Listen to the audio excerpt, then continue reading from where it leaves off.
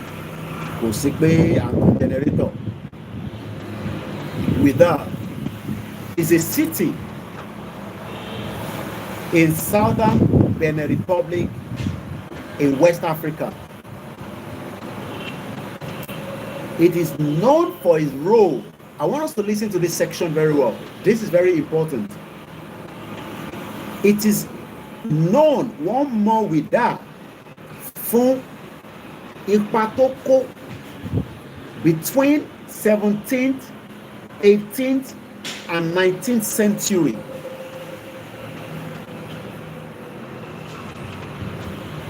Because ibẹ̀ ni wọ́n lò láti fi kó àwọn ẹrú jáde.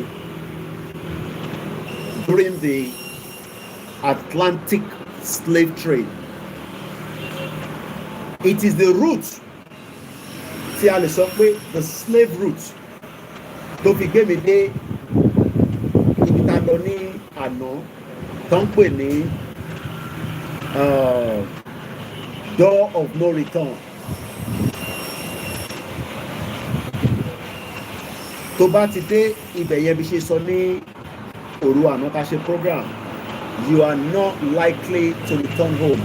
Mo kẹ́ Daniel Olóyèdé, mo kí brother mi Waris Jìnà bí mo ṣe ń rí comment ni apparently mo ò rí rárá látẹ̀kọ́ ẹ má bínú because mo ṣáà rí pé Aziz nìkan ló hang sí látẹ̀kọ́ so mo ti move ẹ̀ sókè. Tabarẹ̀ tó fẹ́ pè wọlé line mi wà open tí ẹ lè fi bá wa dá sí program kájọ engage. Now, this particular event tó ṣẹlẹ̀ ní 17th, 18th and 19th century are history that we can never forget and we can never forgive, because people's lives have been destroyed based on that. Mo kí Mr. Akinlade Akindimeji odò agbe gbogbo wa kò ní gbé ọ̀dàlẹ̀ láàrin wa. Mo kí brother mi Waris Jìnà wọ́n náwọn kí gbogbo ọmọ ọkọ Yorùbá tí ẹ̀jẹ̀ Yorùbá ń ràn lára ẹ̀ tí kò ń ṣe pé Fúlàní tí ó ti penetrate àárín ẹ̀. Torí ọmọ Yorùbá ò gbọ́dọ̀ máa tako pé kíran Yorùbá kó dá dúró. Mo kí Gani Olóyèdé. Iná wà, èmi ò sí nínú contraction. Mo gba tẹ́gùn níta ni. My fan is working, the light is on. But I just love to hear the sound and I thought maybe you know they like it. Mo kí ẹ brother mi dáadáa Olúbùnmi Adéwálé. Banky family, thank you so much as always. Àṣeyọrí ni gbogbo àjọ máa ṣe.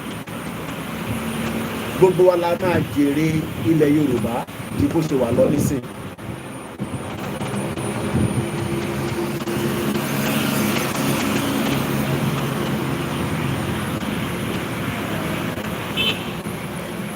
Mo kí gbogbo yín lẹ́ẹ̀kan sí.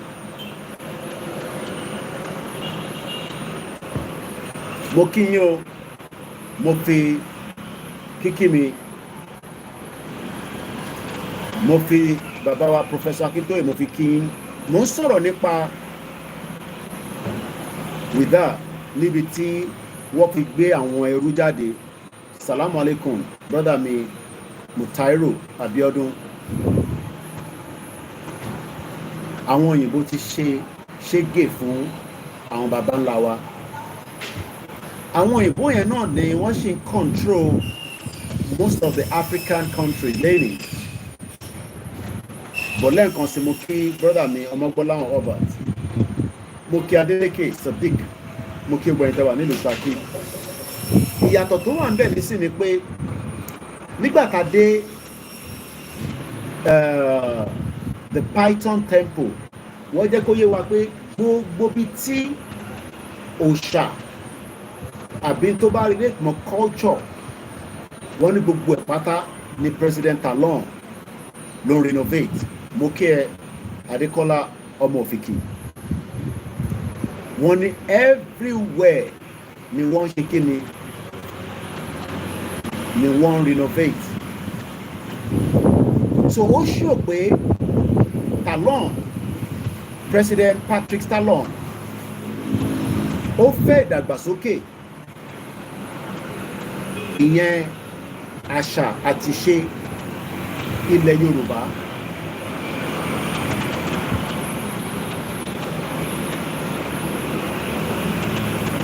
Ǹjẹ́ bẹ́ẹ̀ ló ṣe rí lọ́dọ̀ tiwa?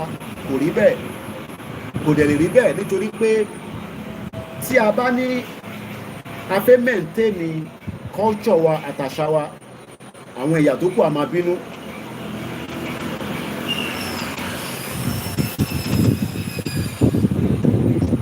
mo kí brother mi ní gbogbo Lagos Island Yẹmi Fatoki kò ní rẹ̀ kò dẹ̀ ní tán bẹ̀ láíláí. Let's read further. Ìtọ́fín pẹ̀lú Áfíríkà nìyẹn. Adébẹ̀ níjọba.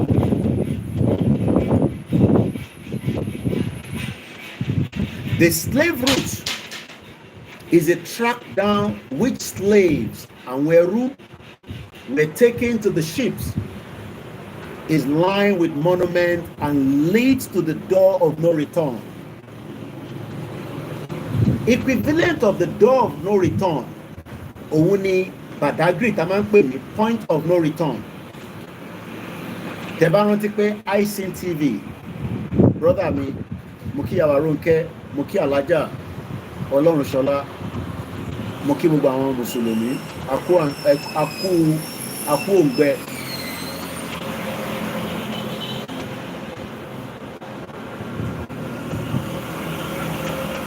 The Ouidah Museum of History is based in an 18th century Portuguese fort, chronicles the city slave trading past.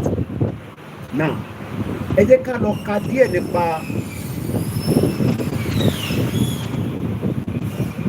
this 600 years old baobab tree in Ouidah, Benin Republic. This tree is known for its slow growth with exceptionally longevity and possesses several virtues.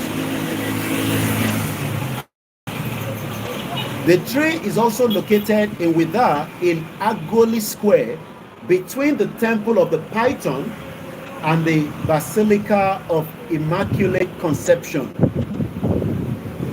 Tẹ́ bá wo picture tí mo yà, ẹ rí Catholic Church kan wà níwájú, opposite Catholic Church yẹn ni temple yẹn wà. Mo wá rí pé wọ́n ní àwọn tó ní tradition yẹn, àwọn kan lọ fún àwọn Catholic yẹn ní àyè kẹ́ lè wo pé ìran Yorùbá a kì í ṣèran àwọn Fúlàní tó fẹ́ dá wàhálà sílẹ̀ Yorùbá tó ní kó wá ṣe ṣàríà. Because tá bá ní à ń ṣe ṣàríà nílẹ̀ Yorùbá, ó tó bẹ́ẹ̀ tó ní o fẹ́ máa ṣe Ọ̀ṣun Òṣogbo, ó wá gbé mọ́ṣáláṣí àti chọ́ọ̀chì sílẹ̀gbẹ̀ẹ́. Níbi tá lọ yẹn, mọ́ṣáláṣí wà níbẹ̀, wọ́n ń pè wọn, chọ́ọ̀chì ń ṣe tiẹ̀, àwọn oníṣẹ̀ṣe ń ṣe tiwọn. Mẹ́tẹ̀ẹ̀ta wà ní the same location, kò dẹ̀ sẹ́ni kankan tó ń bára wọn jà. Ṣé yẹn lè possible with the current situation tá wà nínú Nàìjíríà, especially tó ń push fún this Sharia tó fẹ́ gbé wọlé tí à nígbà fún wọn.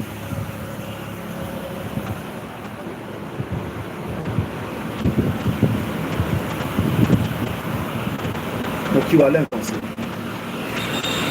Mo ní in tí a lè ṣe tí a máa fi mú ẹ̀mí wa kúrò ní Nàìjíríà, òun ni pé kí àwọn èèyàn máa rí àwọn ọ̀pọ̀lọpọ̀ nǹkan tí wọ́n gbọ́ rí, tí wọ́n rí rí. Òun ni iṣẹ́ tí gbogbo wa àwa media tá máa ń ṣe. Because ẹlòmíì ò tẹ̀ mọ̀ nǹkan tó ń lọ ní another part of the world. Irú bí tèmi lọ yẹn nísìn, mo rò pé mo mọ ohun tó ń lọ níbẹ̀ tẹ́lẹ̀. Kódà èèyàn kan náà wọ́n tẹ̀ mọ̀ pé ṣé kò ṣe brother mi náà ni mo rẹ̀ rí comment wọn lẹ́ẹ̀kan. Mo kíyà mi Abọ́sẹ̀dé Rebecca Ògúndáre, mo fi tọ̀tọ̀ dárúkọ yín mọ́ mi. Brother mi ó rà pé olúkù mi ló sọ pé I think there was somebody that says in the comment section, Mr. Taofik Moki Akungbe, Mr. Brown Moki George Akinola. Èèyàn kan ní Gabriel ó ní Mr. Koiki, you get mind o, I can't put the snake around my neck. Kò ń géyàn jẹ náà, kò ń ṣèjò tó ń géyàn jẹ, but akọ ẹ̀ inú gbóná nìyẹn máa ń wà, tí yẹn bá pàdé ẹ̀ ó máa ṣá ẹ̀. Abolélé tí mo gbé sọ́run yẹn, wọ́n dẹ̀ pọ̀, wọ́n ti bímọ rẹpẹtẹ, wọ́n dẹ̀ máa ń last 50 years, wọ́n ní between 45 and 50 years kó tó di kó máa kú. Wọ́n pọ̀ bẹ́ẹ̀ o, èyí tí mo kàn gbé sọ́run yẹn rí pé tẹ́ bá lọ wo fídíò tí mo ti upload, àwọn fídíò kan ṣì ń load lọ́wọ́, ẹ rí pé nínú yàrá yẹn yàrá òwò níbẹ̀ yẹn ká bèsè Elédùmarè. Fáwọn kan ẹ lè má ní understanding ẹ̀, I will not compare it with any religion.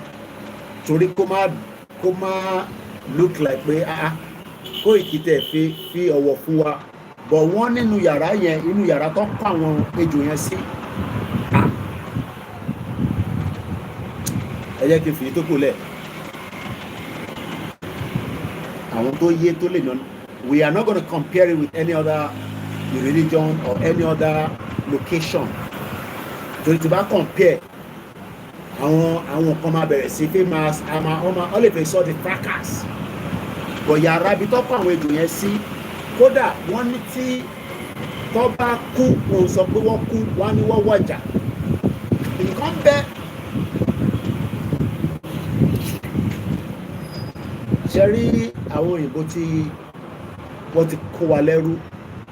Ẹ jẹ́ kí n ka article tí mo ní kí a produce jáde kó lè wà on record pé ní ìgbà kan ní 2025 iléeṣẹ́ kan náà wá sí louis ó take visit lọ sí 3 ó pọ̀ ibi tó sì pọ̀ wá o but a lè parí ẹ̀.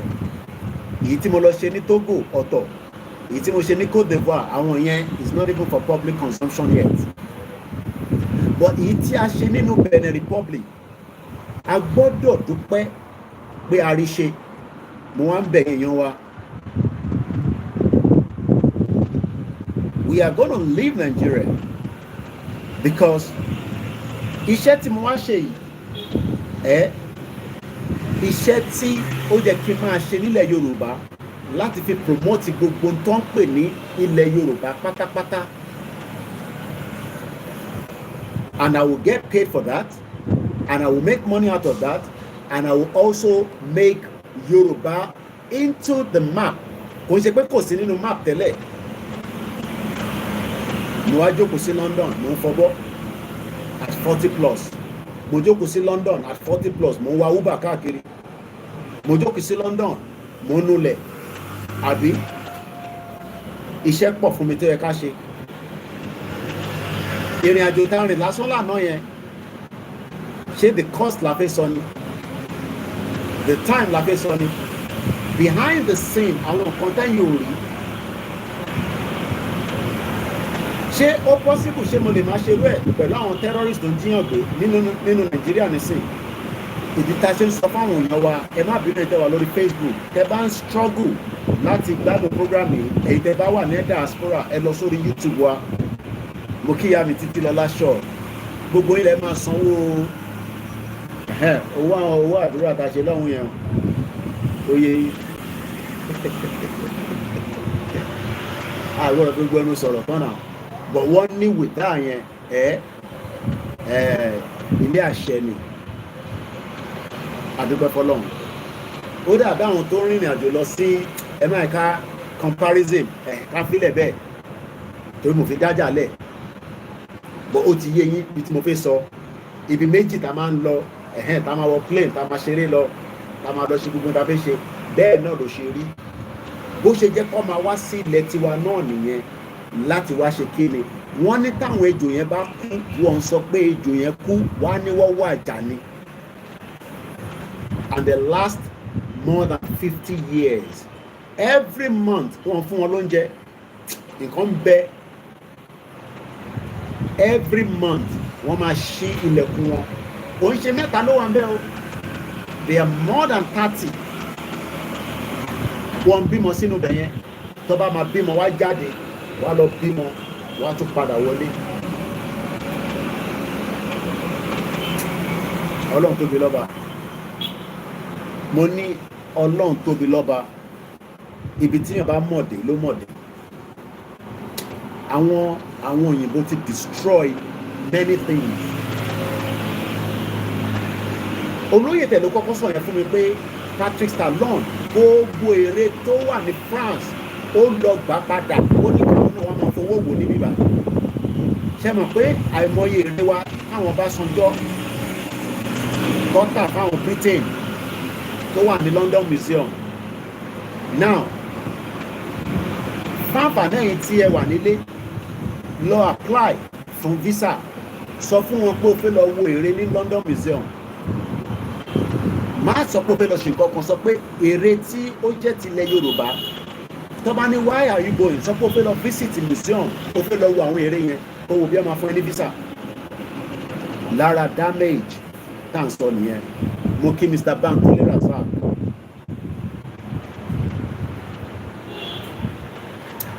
We have been destroyed. Aziz Mokiel currently block the trade route between our brothers and sisters. One more. Yes, brother Benin. Mo sọ fún yín náà. Mo ṣe pé wọ́n sọ fún mi. Èmi náà confirm ẹ̀ ní. Wàrà rice ní brother ní bíbá ní Benin ní 48,000. Tó bá ti cross over sí Nàìjíríà ó di 90,000.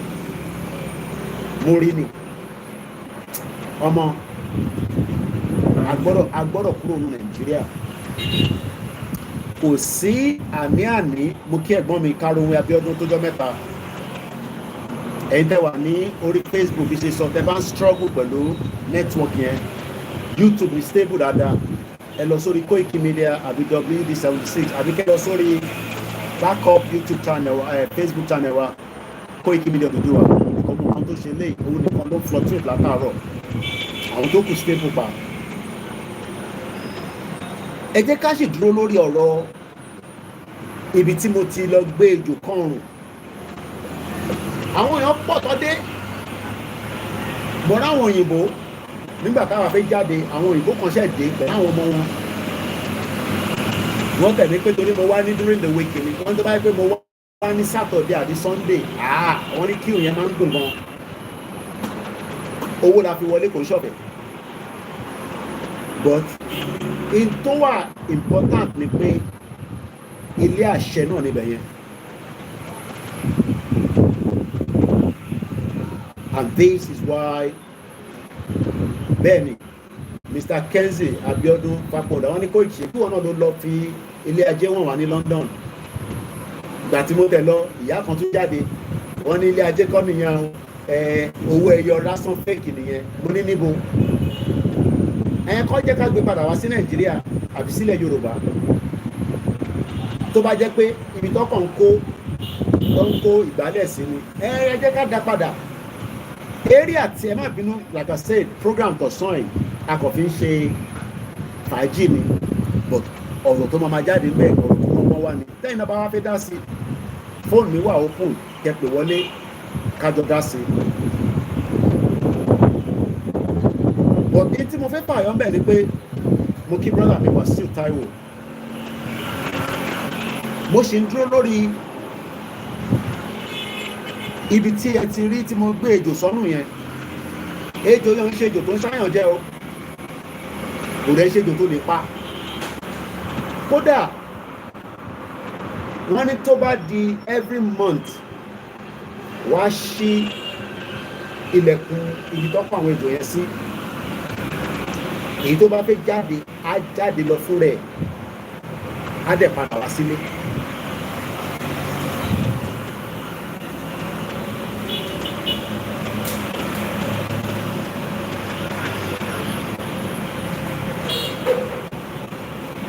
Bùrìtẹ̀ ṣe sọ lẹ́ẹ̀kan tó bá kú wọ́n ní wọ́n kì í sọ pé ejò yẹn kú wọ́n á ní ó wájà. Wọ́n kì í lo terms pé ejò yẹn ti kú wọ́n á ní wọ́n wájà. And the last between 45 and 50 years. Èyí tó bá dẹ̀ máa dípò kú yẹn á ti bí ọ̀pọ̀lọpọ̀ ọmọ but wọ́n ń bímọ sínú ibi tí wọ́n wà yẹn wá lọ bímọ yẹn síta. Kódà wọ́n ní tó bá sọnù. As an example, àwọn tí wọ́n dá ejò yẹn mọ̀. Let's give now as an example. Tó bá rí ejò yẹn nínú Kútọ́nù, wọ́n á mọ̀ pé ó ṣeéṣe kó ti sọnù ni. Wọ́n á gbé wọ́n á dá padà lọ sí Ouidah yẹn ní Python temple yẹn. Wọ́n á return ẹ̀ padà lọ síbẹ̀. Ẹni tó bá pa bóyá wọ́n drive wọ́n gorí ẹ̀. Tó o bá mọ̀ tó lọ no problem. Tó bá mọ̀ tó park tó bá gbé padà wá tó ti kú ń ráwọn kankan tó náà máa ṣe. But tó o bá mọ̀ ẹ mọ̀ pé ó ń lọ lójú títì ìwọ kọ̀ drive ogun orí ẹ̀ o dẹ̀ mọ̀ o lọ but tó bá yẹ pé o mọ̀ pé àwọn dàn pé ogun kankan tó dẹ̀ notice pé àwọn tó mọ̀ àwọn ọmọ ìlú wọn mọ̀ nǹkan bẹ níbi tí Ọlọ́run Elédùmarè tó fi sí. It's more or less like a tourist attraction but gbogbo Ouidah yẹn is over very very historical during even the slave trade. Very very important. So ibi mẹ́ta la lọ lánàá tẹ́ bá wo timeline mi fáyín tẹ́ ń follow wa dáadáa ó wà lórí Instagram, Twitter, Facebook, YouTube post àti LinkedIn. Ẹ rí pé a dé the Amazon monument èrè ibi tí woman yẹn àwọn warrior yẹn adébẹ̀ yẹn very historical. A dé door of no return very unique, very important. Mo kí our Grace Olatoye, mo kí Mr. Kenny Patrick, mo kí Mr. Ademola Faniyan, mo kí our Anike Onosanya. Ẹ bá mi gbọ́ wọlé share button. Kerry, mo mọ̀ pé àwọn yẹn wà distracted. Ẹ má bínú fún àdẹ̀wánú àwẹ̀ àṣọ àlùfàǹṣà ní bíbá. So àwọn èèyàn fẹ́ gbọ́rù nǹkan báyìí, but the reality is that this kind of platform will continue to use every strength that we have. Bó ṣe rẹ̀ mí tó lánàá, a sì ṣe program lóru àná kí tó sùn. Because I can't go to bed pẹ̀lú gbogbo tí mo rí lánàá yẹn kí má lè fún ẹ̀yin náà ní díẹ̀ nú ẹ̀. Èyí tó kù là ń dis. Ẹ mọ̀ pé mo sọ lánàá pé a máa discharge the last part of our visit, which is the Python temple. Èyí tẹ́ bá ṣe bẹ̀rẹ̀ sí rí èwo ni Koiki tó gbé sọ́run yìí jò. Yes, it's called the Python temple. So we will now go back and give you what the Python temple is all about in Benin Republic. Ó wà ní Ouidah, which is about an hour away from. Emma Bino, there's a lot of noise at the background, but I'm sure you like it. Ẹlòmíì ò gbọ́dọ̀ noise yẹn rí ti ẹlòmíì bí 20 years ló ti gbọ́dọ̀ àwọn noise tó ń gbọ́ ní background ẹ̀ what a beautiful sound. Beautiful. Africa is a beautiful place, but we need to help ourselves to have our own country. Ká wá lè enjoy ẹ̀ délẹ̀, ká wá lè gbádùn ẹ̀. Mo mọ̀ bí a bá lo fóònù ilé bóyá a stable fún Facebook, I don't know. Àmọ́ tó ṣe Facebook yẹn rárá tó ń ṣe bẹ́ẹ̀. So bí a kì í tún try fóònù ilé, ẹ jẹ́ kí end ilé. I'm not sure Facebook yẹn nìkan ló ń fún wa ní problem. So let's try this and see maybe a stable there. Ẹ jẹ́ kí n lo fóònù ilé. Ilé ìní ọ̀rẹ́ tó máa tẹ́gùn sáà fẹ́ sí díẹ̀ díẹ̀. Mo kẹ́yìn yan wọlé nǹkan sí. Mo fi kíkì mi, mo fi kí yín dáadáa. Àṣeyọrí la máa ṣe. Ní ṣàṣetì nínú kọ̀tà gbé dání. Ó lè bó ṣe rí, wọ́n lè ní kò ní possible. Ẹ̀yẹn fi wọ́n sílẹ̀. Ẹnu ẹ̀ ní gbogbo àjọ wà. Ẹnu ẹ̀ ní gbogbo àjọ wà. Because we are never going to give up. And we will make sure that our people are well grounded, educated, to know that Nigeria ni kò jẹ́ kí wọ́n wà develop.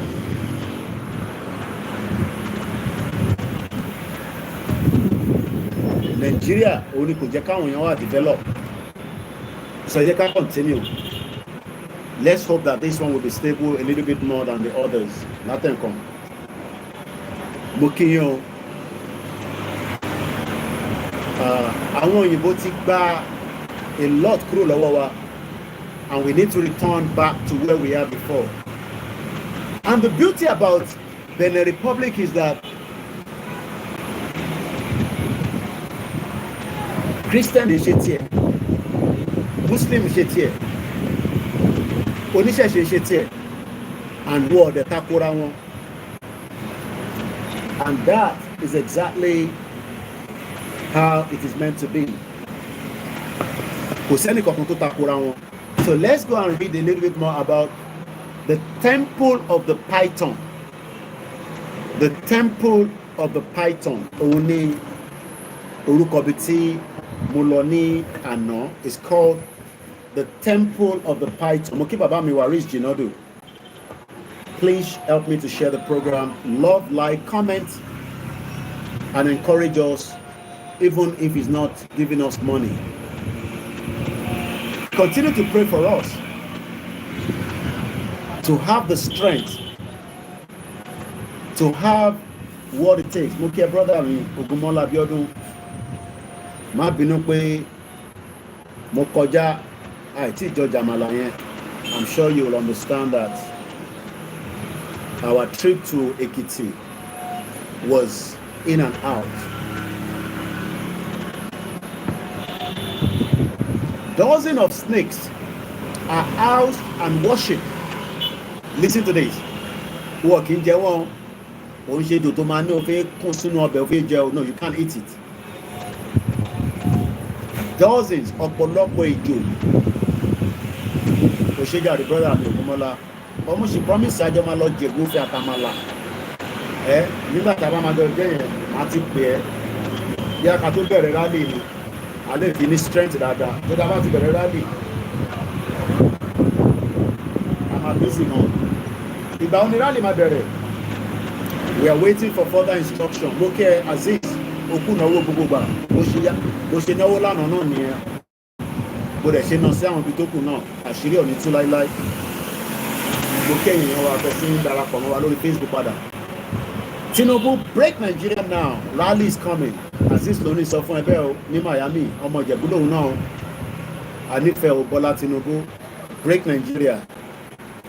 Nifan Mustapha Mukinyi Muki ìyàwó Fúnmilọ́lá Bello Muki èní a máa fi kí dáadáa yàn pé mo tí ráyè kí ẹ ti náwó ẹ ti nára ká tó lọ Èkìtì akọ̀dẹ̀ ń bá program lọ ni ó yẹ ká ti kí mo fẹ́ kẹ́ máa wo map mi lẹ́yìn jẹ́ láìkì map mi map tí Yorùbá náà gbọ́dọ̀ wà nú ẹ̀mí alágbára Ọlọ́run so ẹ jẹ́ ká sáré ka kíní díẹ̀ sí so ẹ jẹ́ kí n kàn fi the number so fẹ́yìn tí let's come this way ẹ lè má rí dáadáa I think some of my pictures will be somewhere here number it's yellow kúrò and I need to have it.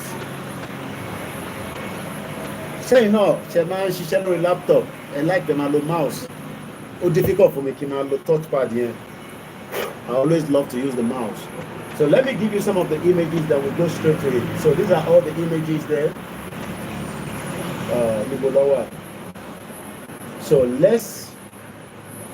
So these are the snakes, as you can see there. So all these that you can see there, these are all the snakes.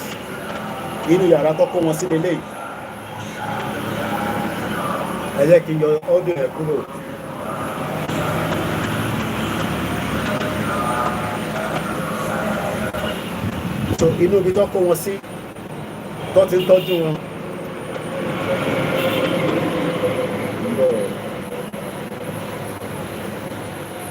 Let's play it again.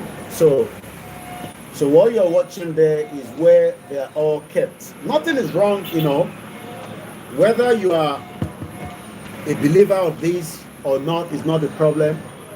Just like you also visit your own religious institution.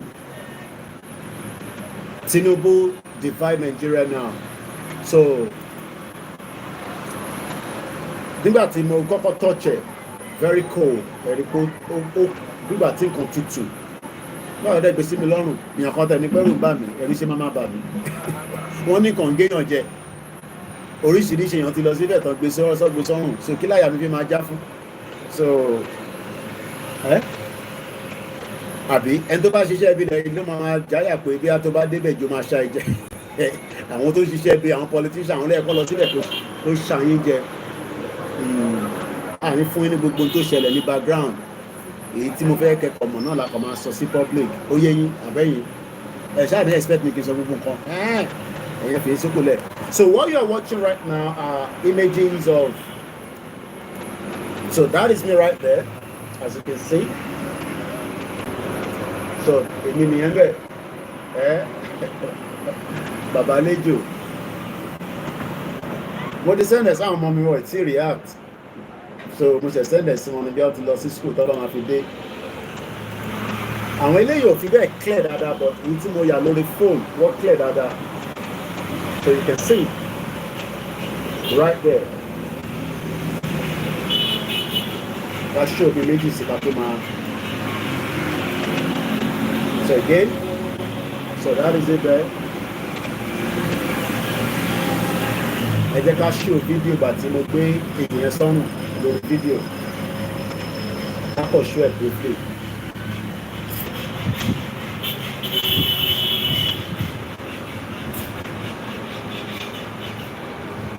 And we've already seen the door of no return ìyẹn lélẹ̀. Gbogbo alátìríyàn already. So that is the door of no return, as you can see there. Nígbà ẹrú. So the door of no return. So what you're watching there is gbogbo ìtọ́pọ̀ àwọn ẹrú gbà during the 17th, 18th, 19th century. Níbi kan tó ń pè ní Ouidah ní Benin Republic, outskirts of Cotonou. Ẹ ṣé gan Mr. Adéwálé Abdulwasiu. So ìyẹn lélẹ̀. So ibi mẹ́ta la lọ lánàá. Ẹ túbọ̀ support iléeṣẹ́ yìí. Àwọn ibi tá a fẹ́ lọ́pọ̀ gan.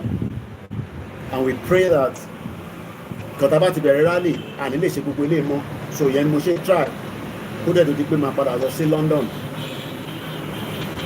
Ẹ wo títì Benin Republic bó ṣe rí. Fáǹfà lẹ́yìn tí mo sọ lẹ́ẹ̀kan pé ẹ wo títì yẹn. The standard, the structure. Títì ẹ wo títì. Wọ́n ṣí títì lọ bí pàlọ́ọ̀nì yìí ó ń ṣiṣẹ́ lọ. Ó ń ṣiṣẹ́. Ó open up. Kódà bàbá tó gbé wa lọ lánàá sọ fún wa pé ibì kan wà. Wọ́n ní kódà tó bá sọ pé ibẹ̀ yẹn ó lè wà motorable. Wọ́n náà wọ́n máa jiyàn. Wọ́n ní Talon sọ the express. Very beautiful. So now one more video and then I'll continue program here. See,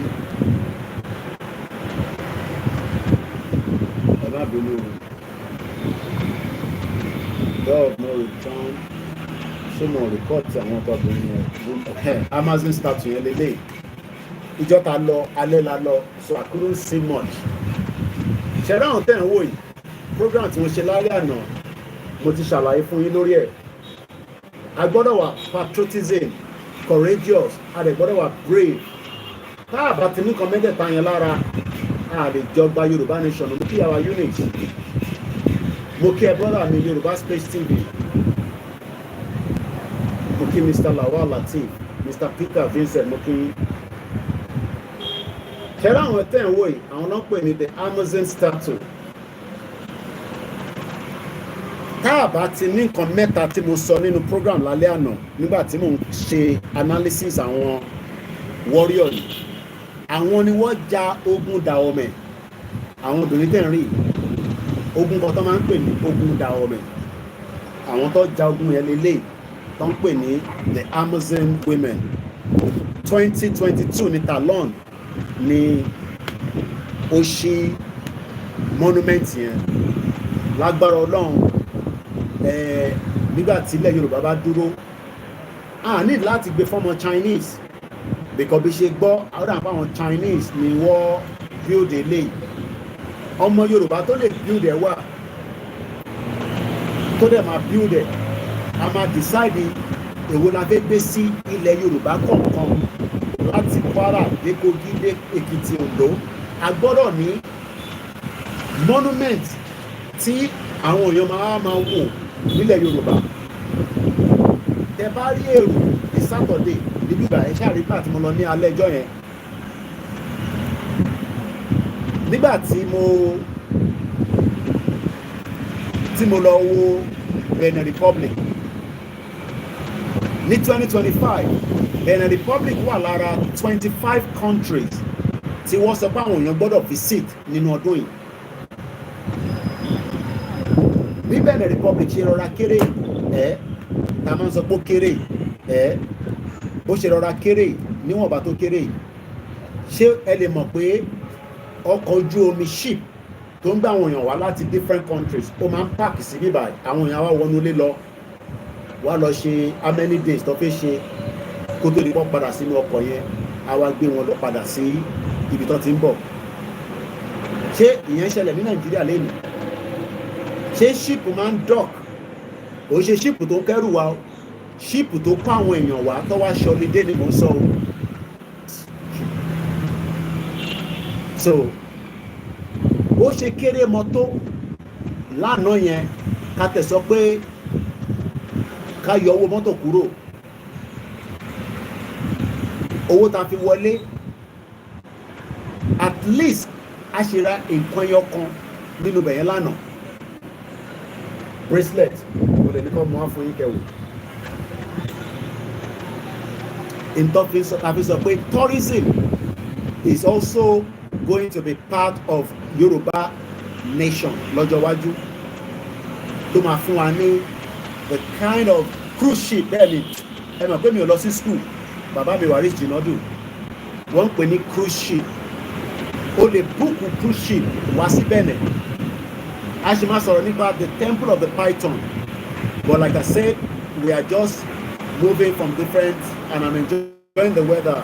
Òòrùn yẹn ti calm down even though pé ìrọ̀lẹ́ ò tí pọ̀n but òòrùn yẹn ó ti ń wálẹ̀.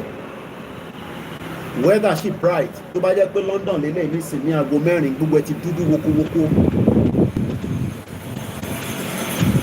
Cruise ship to Benin. Cotonou, Benin cruise port schedule. Ẹ jẹ́ kí n mú pé láti cruise ship to Benin from ẹ jẹ́ ká mú pé America, àwọn yẹn ló máa ń travel dáadáa, àwọn Americans wọ́n máa ń lọ káàkiri bí ẹ ṣe olówó lè mọ̀ ni. Now, and I'll give you the link if you want to go and confirm this. Torí platform yìí kò ní sọ̀rọ̀ tí kò ní confirmation nínú. Ká tó jáde wá sọ̀rọ̀ a gbọ́dọ̀ make sure pé because àwọn intelligent people, àwọn tó ní làákàyè tó ti bá parọ́ wọn ni irọ́ ni Koiki ń pa. Wọ́n pe website kan ní the cruise web. The cruise web. The THE space cruise web. CRUISE web. WEB. Ẹgbẹ́ papọ̀. Ẹ Google ẹ̀. Ìbéèrè tó yẹ kí ìwọ ọmọ Yorùbá tó ń tako Yorùbá nation. Òun ni kó yẹ kó wọn bẹ̀rẹ̀ pé Koiki níjọ́ wo ni Nàìjíríà náà máa ní káwọn èèyàn dé sí Nàìjíríà pẹ̀lú cruise. Ìyẹn kan bọ́bítà sífẹ́lò kan nìyẹn. Cotonou Benin cruise port, a bustling metropolitan scene, economic center. Cruising to Cotonou Benin provide plenty to see and do and buy. Lára plenty to see yẹn kódà mo rí àwọn ọkọ̀ tó wá láti Nigeria because bus tó gbé wá plate number Nigeria ló wà lára ẹ̀. A jọ pàdé ní door of no return nígbà tí mi máa fi dé the temple of the Python yẹn.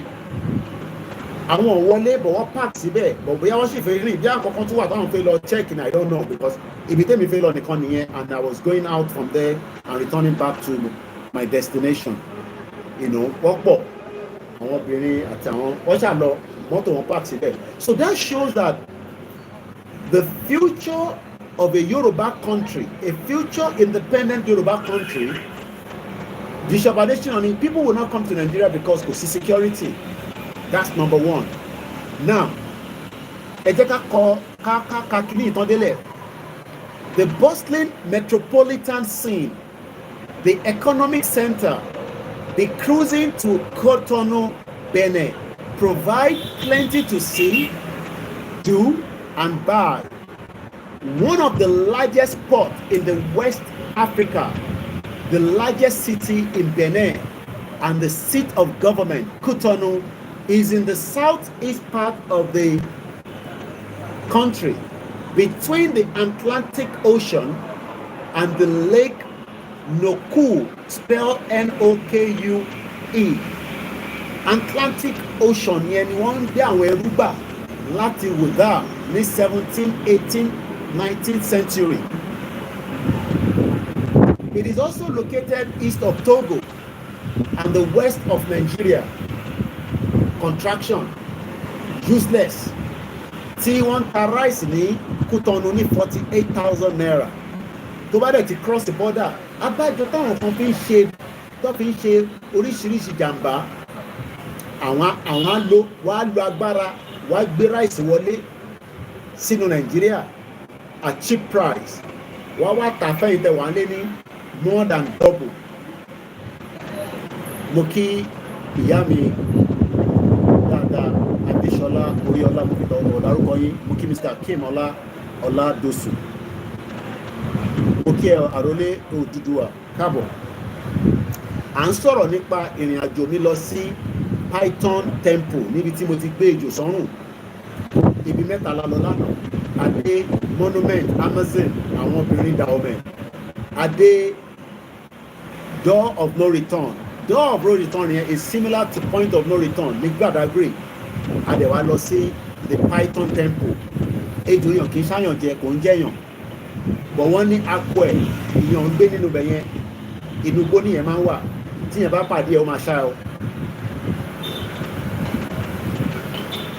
Àlejò yẹn kò ń ṣe pé bàtà gbé sára just calm.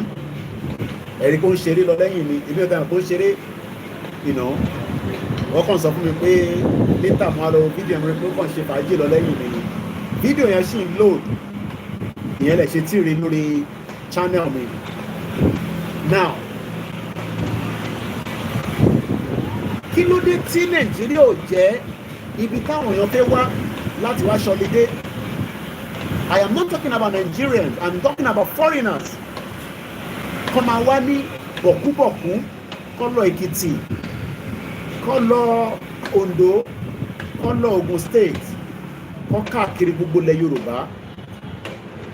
Kí ló dé táwọn ṣe bẹ́ẹ̀? Torí pé the security. Even the Nigerian police that are supposed to create safety for people will be harassing the crews, extorting money from them. According to Bishop Adesina. Ìbéèrè tẹ́yìn ìbéèrè yẹn ṣé mo ti rí picture látàárọ̀. Àwọn àtàná gbéjò sọ́run ẹ̀ tún béèrè pé ṣé mo gbéjò sọ́run. Ẹ máa kí bá ń jà brother mi o. Yes, a gbéjò yẹn sọ́run. A ti ṣó wọn lẹ́ǹkan.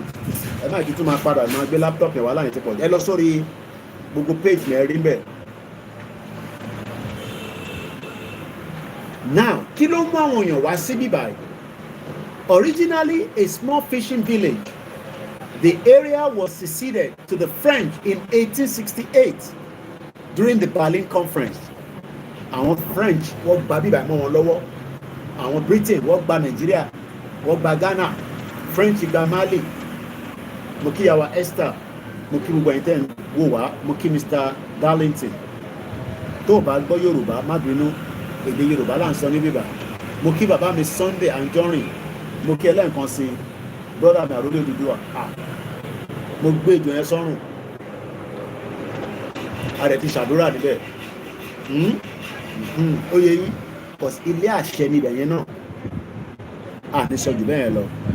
Lẹ́yìn náà ṣe ń lọ ṣàdúrà lọ́dọ̀ tí yín lọ́hùn yẹn tẹ máa wọ plane lọ sílùú méjèèjì tẹ máa ń lọ yẹn. Ìyàwó Muslim àti Christian. Bẹ́ẹ̀ náà ló ṣe ní lọ́dọ̀ wa ní ìgbà yìí because in tó bá jẹ́ tiwa a gbọ́dọ̀ pọ́nlé a dẹ̀ gbọ́dọ̀ ṣe ọ̀wọ̀ fún o dẹ̀ lè sọ pé téjò yẹn bá kú o lè sọ pé ìjókòó wà ní ó wàjà bí gbàgbà bá ní ọba wàjà o lè sọ nílẹ̀ Yorùbá pé ọba kú àkí ń sọ pé ọba kú nílẹ̀ Yorùbá.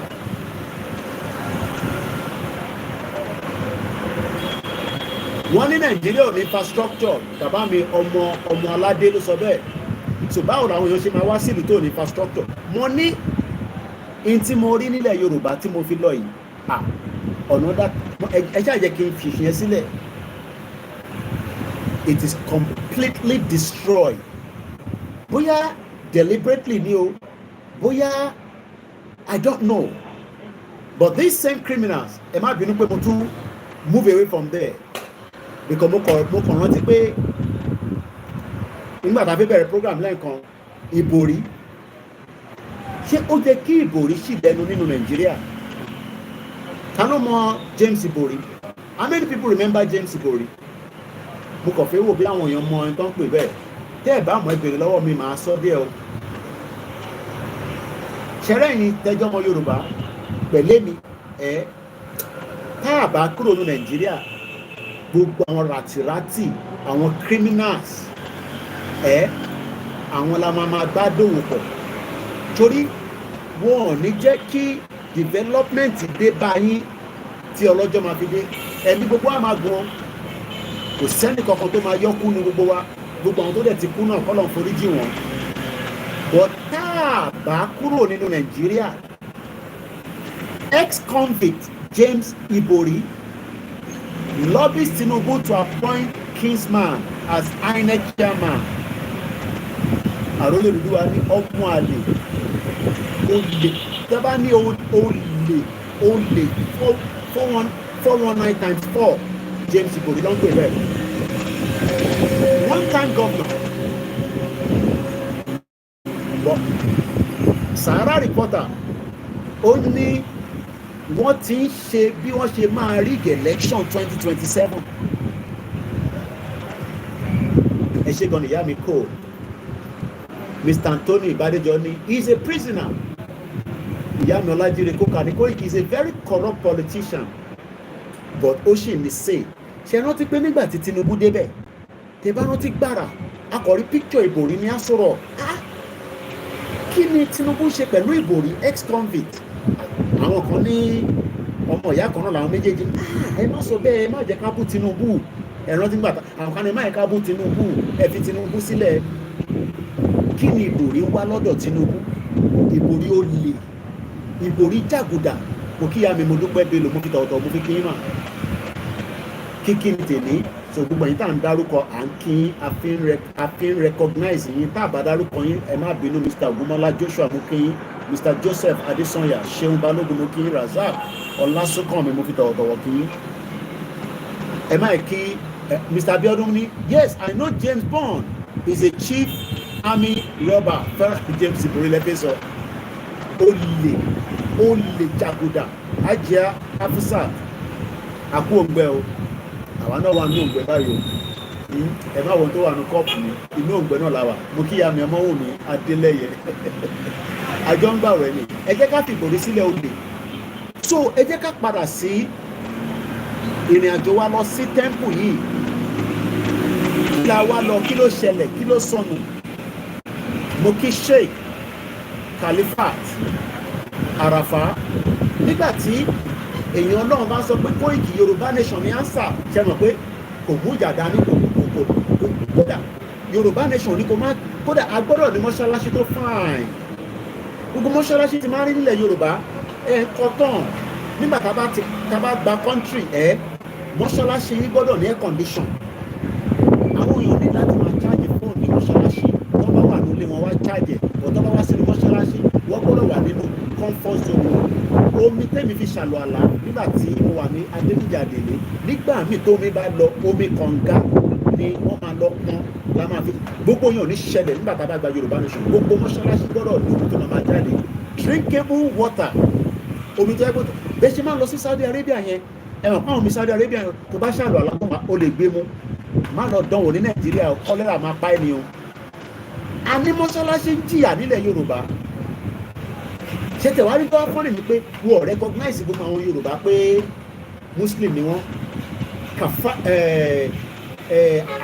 àwọn tó mọ̀ ẹ̀sìn lọ́ máa ń pè wọ́n ní north mo ti gbàgbé orúkọ tó máa ń pè wọ́n kò fà àbí kíní kan káfíò wọ́n recognize Yorùbá gbogbo tó bá ń bọ̀ láti Saudi Arabia nínú Ramadan yìí nísìn ọ̀dọ̀ Sultan ló máa kú lọ. Sultan ló ṣe máa wò pé ta ni kóun fún nílẹ̀ Yorùbá. Tá bá ti ní kọ́ńtì tiwa a máa bá Saudi Arabia sọ̀rọ̀ gbogbo tó bá fẹ́ fún wa kọ́ send direct sọ́dọ̀ tiwa. Àníyàn ò ní jẹ́ ọmọ mùsùlùmí kankan wàá lọ sílé kéwú but o gbọ́dọ̀ ní technology brain lórí. A ní jẹ́ kó di terrorist mọ́ wa lọ́wọ́. Gbogbo tí a máa kọ́ níṣẹ́ ìwọ ló máa jẹ́ expert nínú economy, nínú engineering, nínú research. Kò ṣe pé nígbà tó bá ṣe tán wàá kọ́ wà nílé kéwú nìkan wàá wá máa wá bó ṣe fẹ́ ṣògùn owó. O ò ní láti ṣògùn owó. The same thing to the Christian. Ẹ jẹ́ ká padà sí the temple of the Python. Mo ní níbi tí mo lọ yìí mọ́ṣáláṣí wà níbí báyìí, church wà níbẹ̀, àwọn tó ń ṣe òòṣà wọn wà níbí báyìí, èèyàn kankan dira wọn lọ́wọ́, wọ́n bára wọn jà. Kódà bá ṣe gbọ́ nígbà tí mo ń ṣe research mi nígbà tí mo délé lọ́sàn-án yìí, àmì tí mo délé létà lẹ́yìn tí mo go through, mo fi lọ mú nǹkan tí mo draft jáde. Àwa gbọ́ pé àwọn tí wọ́n ní temple of the Python àwọn ló fún àwọn Catholic missionary ní space tó ń lò títí di bí ṣe bá yín sọ̀rọ̀ church yẹn ó wà lọ́pọ̀site wọ́n bára wọn jà. So ìdí tá a ṣe ń sọ fún àwọn tí à ń sọ fún pé Yorùbá nation is not against your religion. Kódà Yorùbá nation will protect and defend your religion and your culture because Nigeria ò lè defend it. Mr. Ismaila Eniola mo kí yín. Bẹ́ẹ̀ni wọ́n ní Tinubu àti Ìbòrí birds of the same feather. Ṣé ká fìyẹn sílẹ̀ ká má tún mẹ́nu bá ti ẹ̀mọ̀ pa ní kó bá wa divide Nàìjíríà. Tàbá dẹ̀ ti ń bu jù nísìn skọ́n lè lọ lórí ẹ̀. Jagaban Moríṣèyí Tinubu wà láàrin àwọn málà wọ́n ń kọrin málà ó ń jó wọ́n ti ń prepare Ṣèyí Tinubu fún 2027. Ọmọ Yorùbá ẹni ló ní mo pé gbogbo wa tá bá fi àyè sílẹ̀ politician wá gbá wa sẹ́gbẹ̀ẹ́ ẹ jẹ́ ká sowọ́pọ̀ ẹ sọ fún gbogbo yàn ká mobilize tó bá ti ní ká jáde ní gbogbo àdúgbò wa ní gbogbo bí tá bá ti jáde 15 million ìyẹn la need. Ẹ jẹ́ ká sáré ka bíbà ẹ̀ torí mo fẹ́ kó lọ record. Eléyìí tí mò ń ṣe lénìí mo sì máa tún ṣe but akọ̀fẹ́ lè fi ṣe preambles ni. Have you visited the abandoned plane at the beach? Ṣé ní Benin nìyẹn náà wà brother mi àròlé? Ibi tí wọ́n lè lọ́wọ́ ọ̀pọ̀ owó ni owó. Mo dúpẹ́ fẹ́yìn tí ẹ ràn wá lọ́wọ́ o.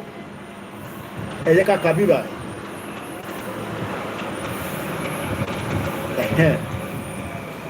Koikimedia Visit to the temple de Pythons de Ouidah, Bénin. The temple has existed since 13th century. Ẹni ká bíyèsí Ọlọ́run, ẹ jẹ́ ká yin Ọlọ́run lọ́ba. Temple tí mo lọ yẹn, wọ́n ló ti exist. According to báwọn èbó ṣe sọ nìyẹn ó ti máa exist before that time. Wọ́n ló ti exist for 13th century. Báwo la ṣe lè break down 13th century tó lè yí àwọn èèyàn? 19th century ni wọ́n create Nigeria. Tó ti yé yín nísìn. So tí bá sọ pé 13th century, 14th century, 15th century, 16th century, 17th century, 18th century, 19th century. So it's like pé 6 centuries kó tó di pé Nàìjíríà wá dé níbi tí mo lọ yẹn ibi tí mo so can you imagine reason tá a ṣe ń sọ pé a lè remain nínú country tí a mọ kúlẹ̀kúlẹ̀. Lóòótọ́ Tinubu máa sọ fún wa pé Nàìjíríà máa wọ̀ kí ni kí wọ́n pẹ̀lú Tinubu. Bí Tinubu ṣe wà yẹn nísìn mo dáṣẹ̀ ní 100 years mo fún ní 100 years lé lórí. Tinubu lè sọ fún wa pé torí òun jẹ́ president ká má béèrè fẹ́tọ̀ wa ká má béèrè fẹ́tọ̀ wa nǹkan báyìí làwọn máa ṣe fún wa àbí nǹkan báyìí làwọn ṣe fún wa. It does not matter. àwa la gbọ́dọ̀ ní nǹkan mẹ́ta torí pé nothing will come easy. Nínú group àwọn general trustina mo gbọ́ voice notes kan ẹni ṣó possible ká gba Yorùbá nation kí ìtàjẹ̀sílẹ̀ máa wà. Personally, èmi ni mò ń sọ tèmi o. I am not speaking on behalf of Koikimedia. Ẹ lè gba Yorùbá nation tí kò ní sí ìtàjẹ̀sílẹ̀ o. Fact ni mo sọ yẹn o. Because tá a bá wọlé Yorùbá lẹ́nu ìtàjẹ̀sílẹ̀ ti wà ó dẹ̀ ṣe ń lọ lójoojúmọ́. So kí lẹ mí pé a máa gba Yorùbá nation kò ní sí ìtàjẹ̀sílẹ̀. Ìtàjẹ̀sílẹ̀ ti exist nílẹ̀ Yorùbá kò ń ṣe lánàá kò ń ṣe lẹ́nu kò ń ṣe ní gọ́ọ̀mẹ̀ntì Tinubu o because a lè blame gbogbo ẹ̀ ní Tinubu lórí. Ìtàjẹ̀sílẹ̀ wà pẹ̀lú mo kí ẹ̀gbọ́n mi Kúnlé Ṣítà. Ìtàjẹ̀sílẹ̀ wà during Buhari government. Kí lẹ wá ń bì pé a fẹ́ gba freedom kò ní sí ìtàjẹ̀sílẹ̀. Why ìtàṣe wà tá a wà brave láti sọ òtítọ́ fúnra wa. Buhari pa 28,000 Yorùbá people àti wọ́n ṣe ń béèrè pé ṣé kò ní sí ìtàjẹ̀sílẹ̀ ká tó gba Yorùbá nation. Àwọn 28,000 tó kù yẹn kọ́ níbo la máa kọ story tí wọ́n sí. Mr. Gbénga Owólabí tó pa kò ń ṣètàjẹ̀sílẹ̀ nìyẹn. Rachel Ọ̀pádélé tó pa Tolúlọpá Rótilé Jùmọ̀kẹ́ Oyèlékè Pẹ̀lúmi ìyàwó Abọ́láńlé Rahim tí wọ́n yìnbọn fún níjọ́ Christmas 2 years ago àwọn tó pa nígbà EndSARS. So kí ni nǹkan tá wá ṣe ń sọ pé ṣé ìtàjẹ̀sílẹ̀ máa wà. Náà ká deceive ara wa. Ọlọ́run ni ká bẹ̀ pé ní ìgbàkígbà tá a bá máa jáde kó má pẹ́ rárá kí gbogbo ẹ̀ kó má pẹ́ kó tó di pé declaration máa dé.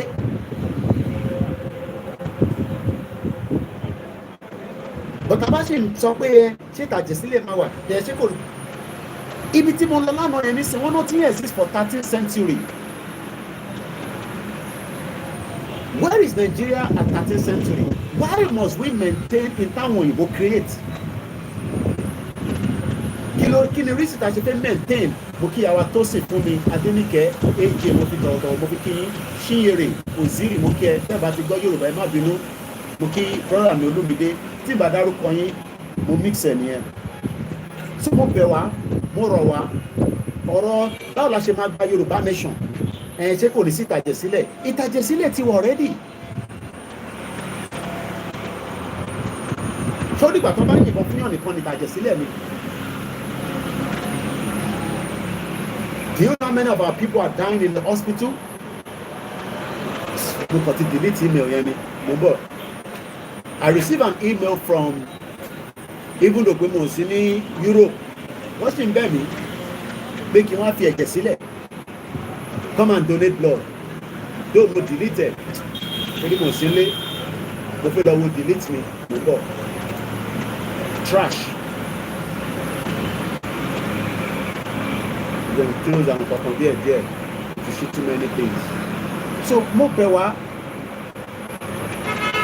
ẹ jẹ́ ká sọ bó ṣe gbé kó rí gangan. À ń bẹ Ọlọ́run ni pé kó má pọ̀. Tọ́kí àfọmọ́ sọ pé kò ní sí ìtàjẹ̀sílẹ̀ irọ́ nìyẹn o. Dẹ̀ mo rí brọ́dà mi kan náà mo dẹ̀ send message padà sí wọn. Bàbá Akíntóyè máa sọ pé kò ní sí ìtàjẹ̀sílẹ̀. Bàbá Akíntóyè ò lè jáde kó máa sọ fún pé ìtàjẹ̀sílẹ̀ máa wà. The man is 90 years old. Don't expect something from Baba Akíntóyè like that. Èmi náà pray pé kí ìtàjẹ̀sílẹ̀ wà but ìtàjẹ̀sílẹ̀ ti wà already. Àfi tá a bá ń parọ́ fúnra wa. So what I'm trying to explain to us is that we will not achieve Yoruba nation if we are not brave. We will not achieve Yoruba nation tí kò bá sí patriotism láàrin gbogbo wa. We cannot achieve Yoruba nation tá a bá wà courageous. Yes, we will be very careful. We can be very strategic. Àwa Yorùbá la nìyẹn lọ́wọ́. And we are thinkers.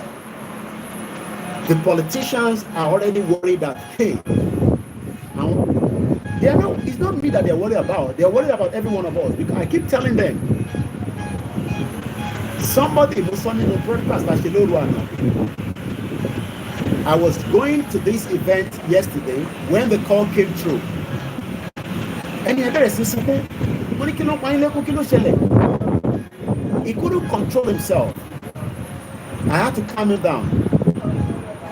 And he says he's ready to sacrifice himself. Do you know what that means?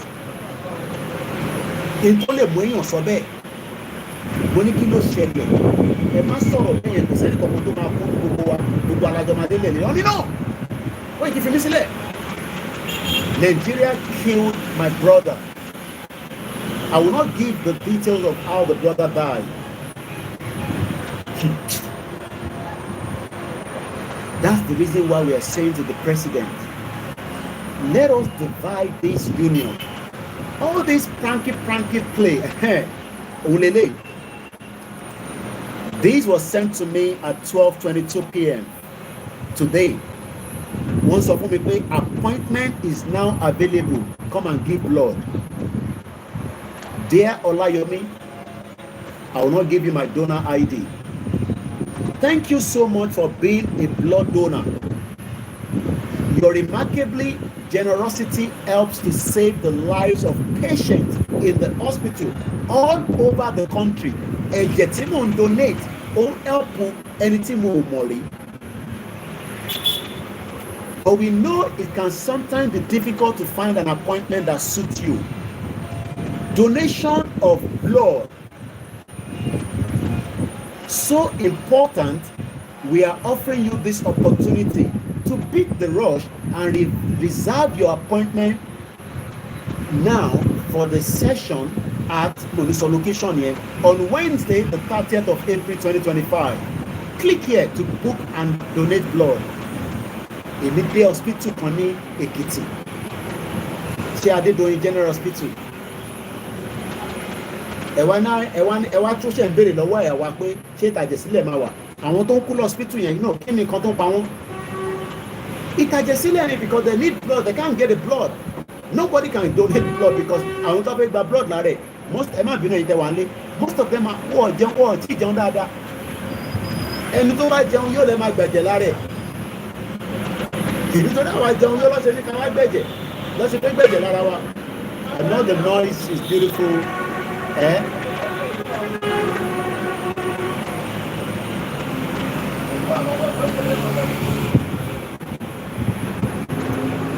Ṣé ẹni tó ì tí jẹun mo kí Mr. Ọlábọ̀dé, Mr. Ọláníyàn Ọlátúnjí mo kí ẹni tó ì tí jẹun yó tí kò ì tí jẹun tó bẹ̀lẹ̀ fún a lọ donate blood. It's not possible. These are the reason why we are saying the question is about, can Tinubu divide Nigeria and there will not be bloodshed? That would be the fantastic way to exit Nigeria. But if Tinubu is talking about 2027, which according to Sahara Reporter, there is a plot to rig 2027 election as ex-convict. Ibori, Olele, Ẹlòmí ò mẹ́tọ́ pè ní Ibori lele, criminal. That is Ibori there. Ex-convict, Ibori and Tinubu, Ole. Ṣé Kamele náà, Kàfẹ́lẹ́ sílẹ̀, Jẹ̀ràfí kankan lọ́wọ́ ilé, but ilé ex-convict, Ole, criminal. They are already plotting on how to rig election in 2027. 2 years. They are not talking about how your life will be better. They are not talking about how your life will be great, how there will be emergency kit at the hospital. Because my visit to one of the hospitals in Ekiti State, I'm asking the question, we have already got blood flowing in Yoruba land. So, freedom that we want, we have 3 things to achieve it. There will be less blood. We have to be very determined. Bravery, courageous, and patriotism. If we don't, Emma Bennett on Facebook, I don't know what is happening It is only this Facebook that is giving us problem. I've changed the phone twice now. It's still the same. The band struggle. Hello, sorry, YouTube. Very stable. People can hear me, and there is no interruption. Okay, hello, sorry, Koikimedia Visit. According to Sarah reporter, learned that now James Ibori, a criminal that stole money and took it to London. He was living in Dorset. I've talked about this before. Dorset became a Timara computer product me. While Ibori starch pound sterling, nígbà tó náà post àwọn ọlọ́pàá was asking, báwo ni lè ṣe ní owó tó pọ̀ tó yìí nínú ilé? These are criminals. Criminals. And they are still the same people dictating to you and me. Now the question is, ṣé àwọn wà brave ju àwa lọ ni? All we need to do is to be strategic and prepare and push out. And from there, we can achieve our aims and objectives without too much problem. We pray that there will not be any bloodshed. I pray every day, but there's already blood flowing in Yoruba land. Despite Ibori is pushing James Ibori, ó sọ fún Tinubu pé tábà máa rig election ti ọ̀tẹ̀ yìí, ṣé mo fáwọn Fúlàní ti sọ pé wọn ò ní dìbò fún ẹ o gbọ́dọ̀ change Mahmood Yakubu, ṣé mo pọ́n ọmọ Fúlàní ni kò ń ṣọmọ Yorùbá, kò dẹ̀ ń ṣọmọ Igbo, kò ń ṣọmọ Middle Belt, kó má lọ gbàbọ̀dì fún ẹ o, kó má lọ ṣe kíni, kó má lọ gba àbọ̀dì fún ẹ. Your best bet is to let's remove him. This is where the politicians are strategizing, and we also need to strategize. But when people come and now tell you, sir, Yoruba nation, we Atiba country, and all this bullshit, all this nonsense, and all this distraction, yet they have not got no plan on how we are going to exit. Well, if we follow instruction, Muki, Mr. Godwin, Ayola. There is no Yoruba politician that want Nigeria to break. And it's a fact. None of them want Nigeria to break. Koko in Nigeria. So, Ibori is now telling President Bola Tinubu to allow Moses Ogbe, a former resident electoral commission rec under Professor Maurice Iwu tenure, to replace the current INEC chairman, Professor Mahmood Yakubu, Commander Babode from Tinubu. Mr. Abiodun Wasiu. Despite the bold declaration by the political actors promising a fiercely contested election in 2027, because nobody can guarantee what the North will play around Tinubu. I have said it that Tinubu can rig the election and bring himself back because he's in charge. Just by Babangida announced the election, Tinubu can remain the president and nobody can remove him. But that can also create another problem. Mongboti, the Ijo, Boboni kun like bang kí lorúkọ ẹ̀ fún mi lórúkọ ẹ̀ àwọn tí ibitepo wà yẹn Asaridokubo. Mo ń gbọ́ tí èmi àti mọ̀mísí mi lájọ́ wo program yẹn, bọ̀bọ́ yẹn òun náà máa ń ṣe analysis báyìí, ọmọ Igbo ni. Àwọn Asaridokubo náà máa bẹ̀rẹ̀ sí blow gbogbo pipeline. Nàìjíríà àmọ́ páwọn kan máa pariwo bẹ́ẹ̀ Asaridokubo nígbà tí Tinubu ti débẹ̀. Ṣé mọ̀ pé òun ló ní kọ́lọ̀ dìbò fún Tinubu? Bọ́dà pípa tí Tinubu ti débẹ̀ àárín wọn ò dán mọ́rán. Ó lè máa pariwo pé kọ́ fún lówó kó dákẹ́. But we don't know what they can do. So àwọn èèyàn rò pé Yorùbá nation nìkan ló no Nigeria is full of different stakeholders, and that is why we are not compatible. Moki Amile Konsi, Omolara, mi, Adeshola, Oriola, Moki Toto, Moki Kima. Moki Obaide Shepherd NHS. Moki Obaide Consultant. Moki and Tavanila Yoruba. Ẹ̀yin tẹ́ ní degree lọ́wọ́ ten ka recharge card. Ẹ̀yin ṣe POS. It's not your fault. Ẹni lè ṣe kò sí náà. No light. The suffering continues, and it is important that we must all endorse and support Yoruba Nation. We will do 3 hours, so we have 1 more hour to go. So I'm just going to focus back now on my trip, as I was explaining earlier. Dozens of the snakes are housed and worshipped within the walls of this Vodun temple, V-O-D-U-N. Temple de Python. Ibi tí mo lọ tí mo ti gbé ejò sọ́rùn. Ejò tó ń gbéyàn jẹ ni o. And there are nothing wrong with them. And they have been there from 13th century. So, ito ti wà ń bẹ̀ láti 13th century. Okay, it's just the same thing like Olumoro. Gbọ́ pé èèyàn kan ṣubú láti Olumoro. I visited Olumoro, I think in 2019. Even the Bonoshe lift is Benga Daniel, only lift your shisha. So you still have to go through the narrow of the path of Olumoro. Cause of anything, Olumoro. I think that woman died already. And as at the time, Timori Yayen, the woman was 105 years old.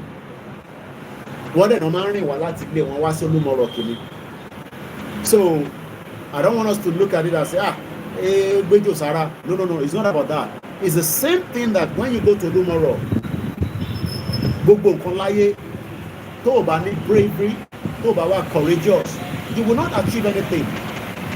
The reason why most of you have to end up to become a good consultant, a good this, a good that, is because you have studied more than what people have even expected of you. Moki Prince Adetunji, Moki you, Moki went in South Africa, Moki had just risen. Àwọn èèyàn máa ń ṣubú ní Olumoro kò sometimes fit commit suicide. I've never heard of that, but maybe it's something that has happened. But nígbà tí mi lọ ọdún 2019, I did ask them, pé ṣé ẹnìkankan ti ṣubú rí ní from going up in this direction, and I'm told nobody has ever done. Wọ́n ṣètùtù ẹ̀. Ilé ìṣòro Christian Muslim, wọ́n ṣètùtù Olumoro. Wọ́n nígbà tí wọ́n ṣe ètùtù ẹ̀. And I'm sure as long as tó bá ń fún ní nǹkan tó yẹ kó jẹ, kò ní jẹ èèwọ̀. But ìtagbọ́ mo ti ṣe program yẹn rí ní many months back. Pé wọ́n fún Ọ̀ṣun Òṣogbo ní èèwọ̀ jẹ as far back as 1965. Wọ́n ìtí ìbí ni wọ́n ti ń fún Ọ̀ṣun Òṣogbo ní èèwọ̀ jẹ. You can see that these people are wicked. Lift yan ṣiṣẹ́, lift Olumoro yẹn, wọ́n ní Benga Daniel engineer ni. I visited Olumoro in 2019, and I did ask them what is often pé yan kankan ti ṣubú rí. So let's go further. So it's just the same thing. These are also places that they have to would that fúnra rẹ̀. According to bí mo ṣe gbọ́ ṣe sọ fún wa o, that particular area ní gbogbo Benin Republic is one of the ibi tí òòṣà àti culture àti àṣà tó wà represented òun ni Ouidah. Mo kí lẹ́ẹ̀kan sí Prince Adetunji Mufitọ̀tọ̀ Mufitisa. Prince òbí ṣe pet name àwọn ọba lọ́la nìyẹn. Ọlọ́run àjẹkẹjọba o ẹ bá ń ṣàmì ẹ̀. Mo kí ẹ Bishop Adesina. Ẹ má bínú àwọn tó ń lọ ẹ mọ̀ pé location àwọn ọlọ́kadà onímọ́tò kò dàbí UK so but I love it, it's beautiful. Now let's move swiftly because I need 1 more hour to the end of this program. A snail of snakes forms a knot in the corner of the north script indoor pit. Inú ilé tí wọ́n kọ́ àwọn ejò yẹn sí, inú ilé àṣẹ ni o. kò ń ṣe ibi tíyàn máa yẹpẹrẹ o, kò ń ṣe ibi tíyàn máa ẹ pé kí ló wà níbà á ṣe bẹ́ẹ̀ o, in case wọn náà bá fẹ́ lọ bó ṣe ń sọ fún ẹ o, though wọ́n máa sọ fún ẹ tó bá débẹ̀, kò ń ṣe ilé akọ̀wọ́bẹ̀ kí ló ń. So I am just telling you, because you are not there, this is what I have been told. And looking at what we have just read now, that place has been there since 13th century. Kò tí sí Nigeria as a 13th century. Ilẹ̀ Yorùbá ló ṣì ń jẹ́ Ọ̀yọ́ empire, Ìjẹ̀bú kingdom, Èkìtì kingdom, this kingdom, whatever kingdom. Let's move forward. Other serpents slit around them. Gbogbo wọn lọ́pọ̀ mọ́ra wọn lójú kan. Ìkan wà nínú kòkò. Ẹ bá wo fídíò yẹn ṣì ó ń pẹ́ ni. Mo ti upload ẹ̀ kò tí download délẹ̀. Then àwọn kan wà lára wall. Ilé àṣẹ níbẹ̀ yẹn o. Bí wọ́n ṣe sọ fún wa nígbà tá a débẹ̀. Àwọn kan tájọ débẹ̀ wọ́n náà wọ́n lè wọlé. Mo ní kò sí tó ń bẹ̀ mí lẹ́rù. Ẹni tó bá ṣèkà ló máa lẹ́rù máa bà wọ́n láti wọnú ibi kankan. Ọba ògo mo kí wa àwọn ọba tó wò wá láti inú palace.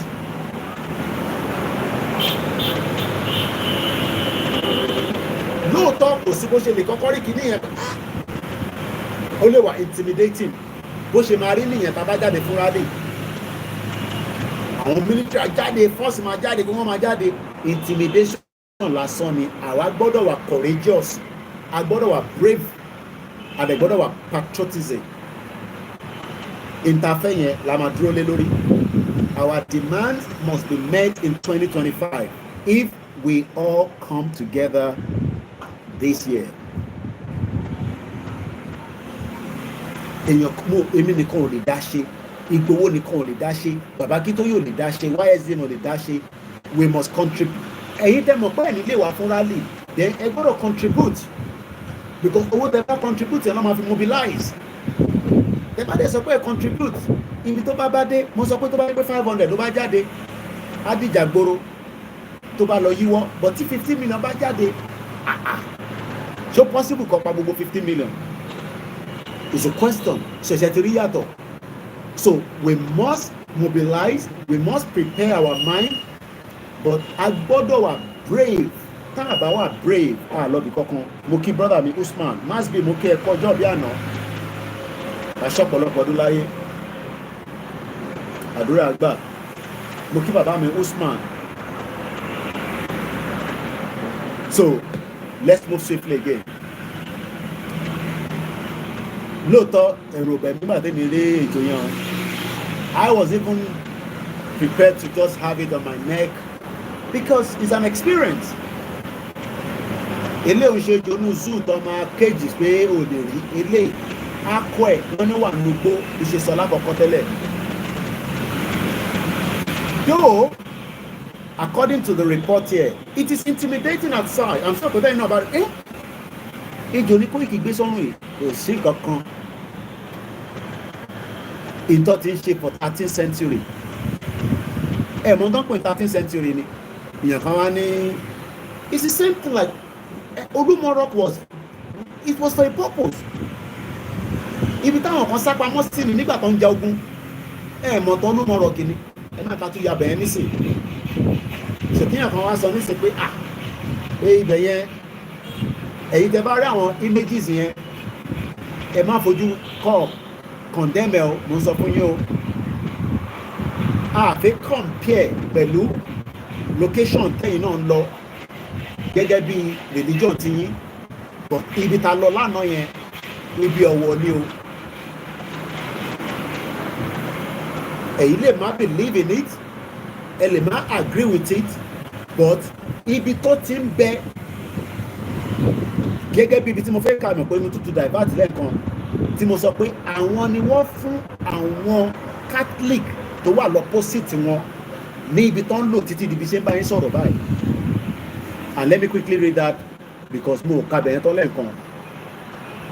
The Python temple, together with other places such as the slave routes and the gate of no return, forms part of the rich cultural, spiritual, and tourist heritage of Ouidah, the world capital of voodoo, coexisting between religion and tradition. Bẹ́ẹ̀ni, Lísà àbí Kánúwí, gbogbo alámọ̀ ìtàn Olúmọ̀rọ̀, ká má ti lọ síbẹ̀ yẹn mọ́. Across from the Python temple stand the Notre Dame. Now, ta ló rántí nǹkan kan tó ń pè ní the same Notre Dame yìí? If I'm right with this, I believe mo fẹ́ lọ Google kankan jáde ní òkè tó sọ, mo fẹ́ wà sure, because ibì kan tó jó ní France nígbà kan wọ́n ń pè bẹ́ẹ̀ ní Notre Dame Cathedral, àbí ní opposite temple yẹn cathedral kan wà níwájú ẹ̀ báyìí, wọ́n takora wọn, wọ́n bára wọn jà. Ìdí tá a ṣe sọ pé a lè wà ní country tó máa ní sharia tó máa sọ fún wa pé a lè practice Islam bá ṣe fẹ́. Àwọn ọmọ Oòduà.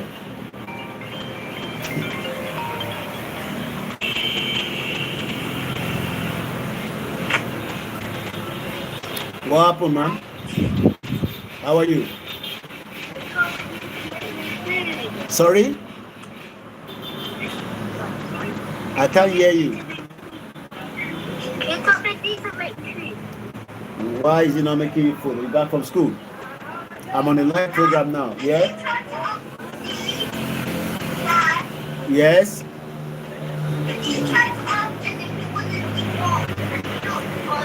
I can't hear you properly.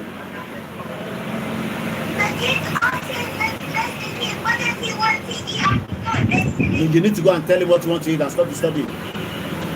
Okay?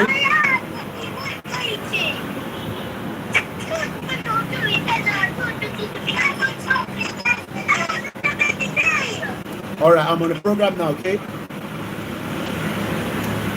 Alright, love you, bye. I'm not believing. So, across the Python temple, across the bay, the Notre Dame Catholic Church, over the opposite, the Immaculate Conception Basilica in Ouidah for the guide. This is proximity pose no problem. Monaco pose any problem. Ṣé àwọn northerners ẹ jẹ́ ká gbọ́ bẹ̀rẹ̀ dáadáa, ṣé not lè allow kí a gbé òòṣà wa lọ síwájú mọ́ṣáláṣí ní Kánò? Ṣé a lè gbé òòṣà wa lọ síwájú mọ́ṣáláṣí ní Sokoto? Ẹ wo bó ṣe ń pa àwọn Christian nípakúpa. Mo kí Mr. Ọládélé Ọlámilékan, mo kí ìdá rẹ̀ ṣe gan ni.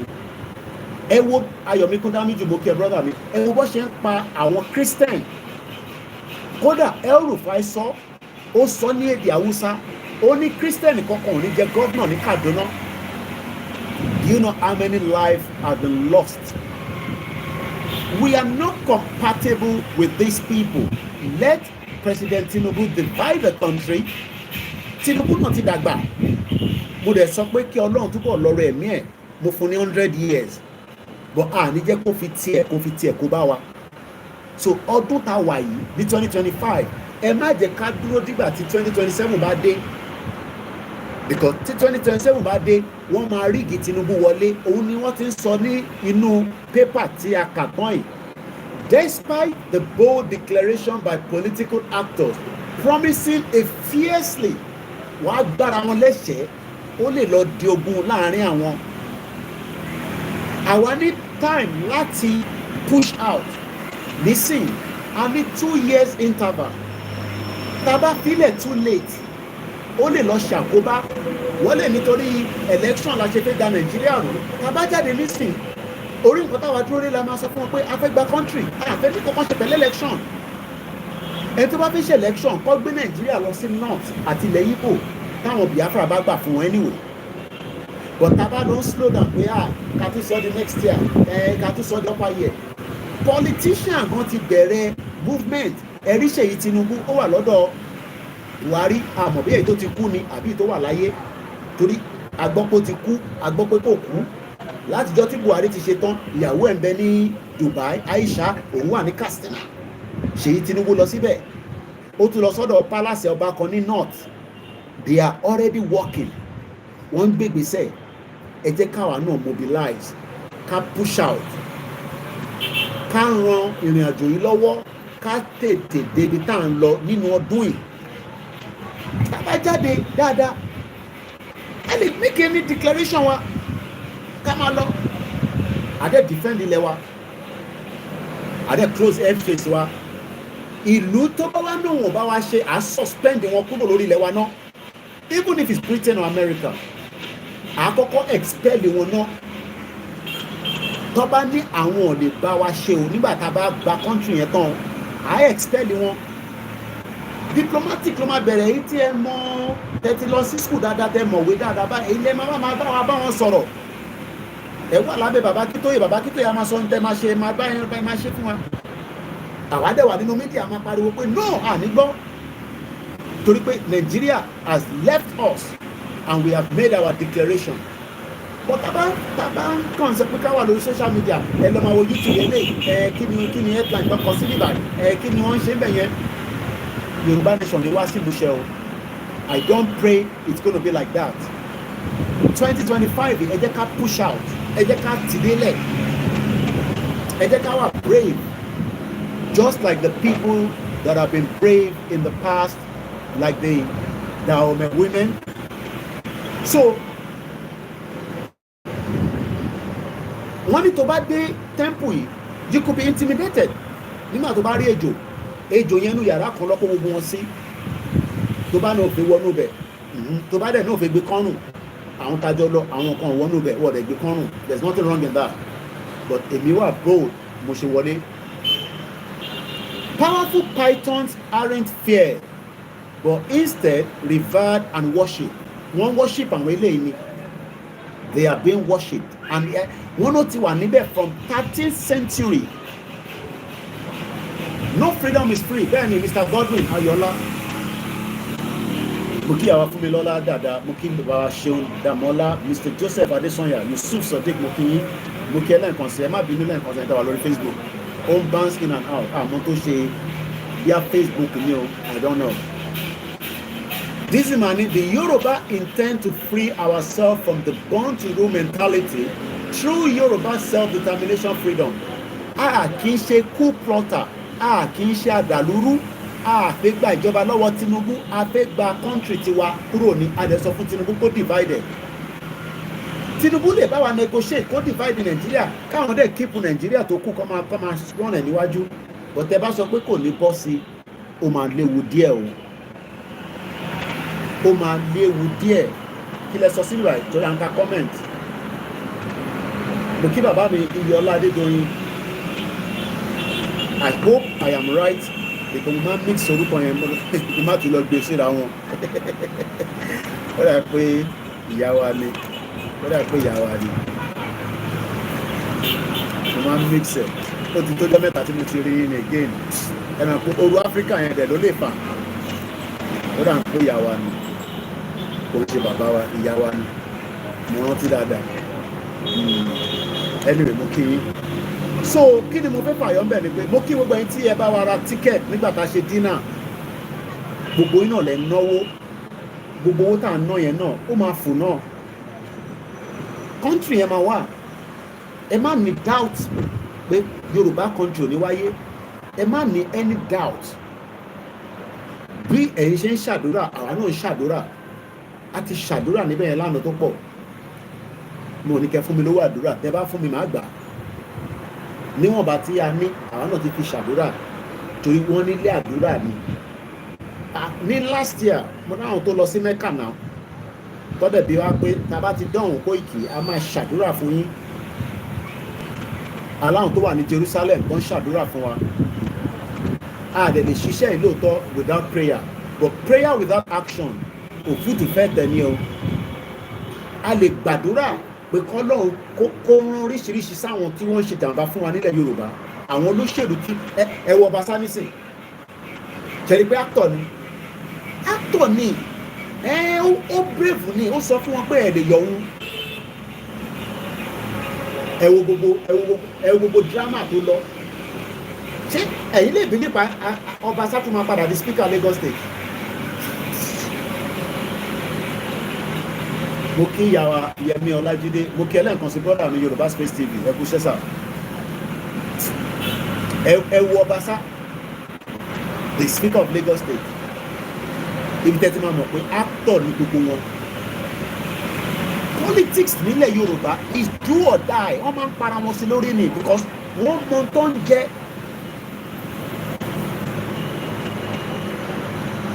àròlé ni we need àdúrà to buy them because wọ́n ní change.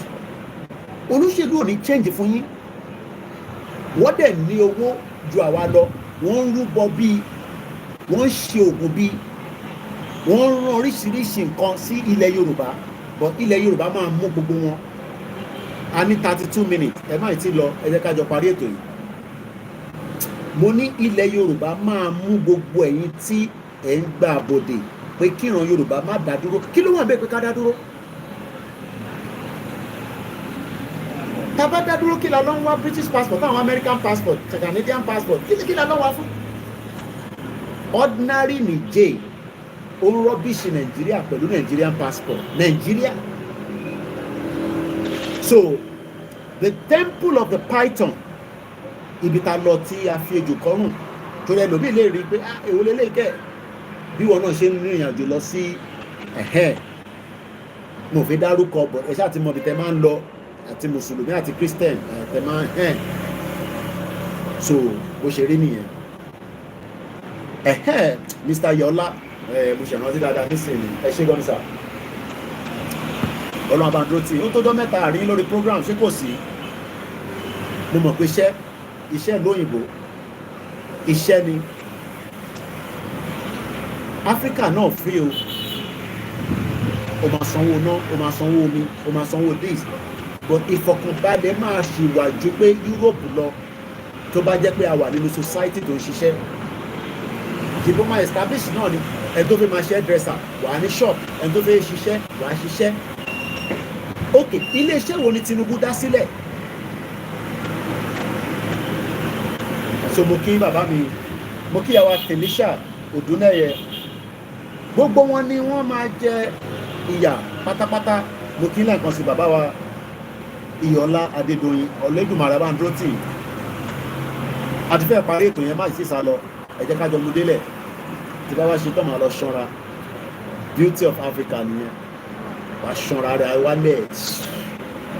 Aláì. Mo kí ìyá tó bí mi lọ́mọ, mo kí bàbá Akíntóyè dáadáa. Ẹ jẹ́ ká máa wò pé bàbá yẹn ó máa dàgbà. Ìyẹn kan nígbà tí mo ní bàbá 90, ó ní bàbá àwọn ó wà láyé 100 years old. Nǹkan bẹ́ẹ̀. Ọlọ́run lọ́rọ̀ ẹ̀mí bàbá Akíntóyè. Bàbá Akíntóyè ló máa nu àsíá yẹn, but a gbọ́dọ̀ ran bàbá yẹn lọ́wọ́. Ó ṣe pé ká máa sọ pé bàbá Akíntóyè ló máa ran àsíá yẹn. Mo kẹ́yìn tí ẹ disagree, it's okay. Wọ́n ní Tinubu create a company of Agbero United PLC. Kò sí any industry. Àní mo dé àwọn ibì kan nílẹ̀ Yorùbá níwọ̀n bá takọ̀rọ̀ lọ yìí. Dead, completely dead. Nothing is functioning, nothing is existing. Very painful. But Adele Leri, mo kí ẹlẹ́nkan sí brother mi, bàbá wa Bọ̀bọ́yè Joseph, mo kí yín o, mo kí gbogbo èèyàn olólùfẹ́ wa. Mo mọ̀ pé data tí wọ́n gan ní Nàìjíríà, but Ọlọ́run kó wa yọ nínú Nàìjíríà torí pé kò easy. Ẹ ràn wá lọ́wọ́, ilé iṣẹ́ mi bíbá. The Temple of the Python is a site of historical and modern symbolism and spiritual practice in Ouidah in Benin Republic. The Temple of the Python, one is a site of historical and modern symbolism and spiritual practice. The snakes are major totems for followers of voodoo, a religion practiced by groups of people within West Africa and Central African nations such as Ghana, Togo, and Benin Republic. Voodoo became somewhat widespread in the southern region of the New World as a result of African diaspora. It became the inspiration for other religions such as Louisiana, Voodoo, and Haitian Voodoo. Snakes are important religious symbols and are highly respected. Àti fi máa gbéra ńlẹ̀, so wọ́n ti bá mi fa account number síta, ẹni tó bá ní ìdẹ̀ ẹ pè mí, but ẹ gbọ́dọ̀ máa bá wa fi owó sínú YSDM, ẹrù ọ̀ràn míyàn. Ẹ̀yin tẹ́ máa ń wò mí lórí àwọn tó ń lo fídíò wa, mo rẹ̀ bẹ̀ yín tẹ́ ń lo fídíò wa ní gbogbo ìgbà. Ẹ má deviate kúrò lórí topic tí n bá fi sílẹ̀. Ẹ má lo topic pé àwọn èèyàn máa wá wò yín lórí Koikimedia tẹ́ bá gbé síbẹ̀, but ẹ má lo topic tó máa dàbí pé èmi àti federal government ń jà àjà à ń béèrè ẹ̀tọ́ wa ni. Èmi àti Ọọ̀ni of Ifẹ̀ àjà, bàbá mi ni wọ́n, kábíyèsí o, kábíyèsí o. Bó ṣe ń bọ̀ nílé Ifẹ̀, àjọ máa jẹyán níbẹ̀, lọ́jà àgbà Yorùbá nation together bàbá. Ẹ fún wa lówó, OP account ń ṣiṣẹ́, First Bank ń ṣiṣẹ́, wọ́n jẹ́ ká parí bíbá ẹ̀. According to theology, a rainbow serpent named Dan, D-A-N, is an important deity that serves as a middleman between the living and the spirit. Mo wà lórí ọ̀pọ̀lọpọ̀ mo ní sọ àwọn tá a máa ń wò lórí social media tó jẹ́ àwọn prayer, but mo like bàbá mi, bàbá wa Ṣẹ́gun Adébáyọ̀, Prophet Tibetan, Pastor Jerry, bàbá mi Pastor tó wà ní Ìbàdàn yẹn, orúkọ wọn dẹ̀ sápá mi lórí nísìnyí, CAC, ẹni tó bá rántí orúkọ wọn tó wà ní Ìbàdàn. Mo like bàbá yẹn náà báyìí. Mo like Pastor Mayowa, mo like bàbá Keoba Gold, Imam Ọ̀fà, àti bẹ́ẹ̀ bẹ́ẹ̀ lọ. Ṣẹ̀rí ariwo ti fi máa wá nísìn, agbọ́dọ̀ tètè bẹ̀rẹ̀ sí lọ. Àwọn ilé náà, Pastor Taiwo bẹ́ẹ̀ ni, Prophet Taiwo Jolonjabi tó wà ní Ìbàdàn yẹn. Mo like bàbá yẹn gan. Bí bàbá yẹn bá ń sọ̀rọ̀ níjọ́ Sunday, mo máa ń like táwọn ẹ̀ bá ń béèrè question and answer lọ́wọ́ bàbá yẹn. Pastor Taiwo Ojo bẹ́ẹ̀ ni, Prophet Taiwo Ojo. Mo lè máa wo wọn níjọ́ Sunday, mo máa ń gbọ́ Pastor Jerry, but in tá à ń sọ ni pé just to wrap it up, torí noise tó máa wọlé àti pọ̀jù fún programming. We have everything it takes to exit now. Gbogbo kan la ní láti lè exit, but a gbọ́dọ̀ continue láti máa engage. À ń engage àwọn olóṣèlú, wọ́n máa gbọ́wọ̀ nígbọ́, tá a bá ti jáde fún rally, wọ́n lè máa fi máa bá wa ẹ wọlé lọ, a máa yanjú ẹ̀. Irọ́ ni o. Irọ́ tí a bá ti lè jáde fún rally. Ẹ rántí pé nígbà EndSARS ṣe ni Sanwó-Olú náà dàbí àwọn ọmọ yẹn, tẹ́ bá rántí táwọn ọmọ yẹn wà níwájú government house. Sanwó-Olú náà jáde, òun máa bá wọn gbé lẹ́tà lọ ọ̀dọ̀ Buhari, òun máa ṣe this, òun máa ṣe that.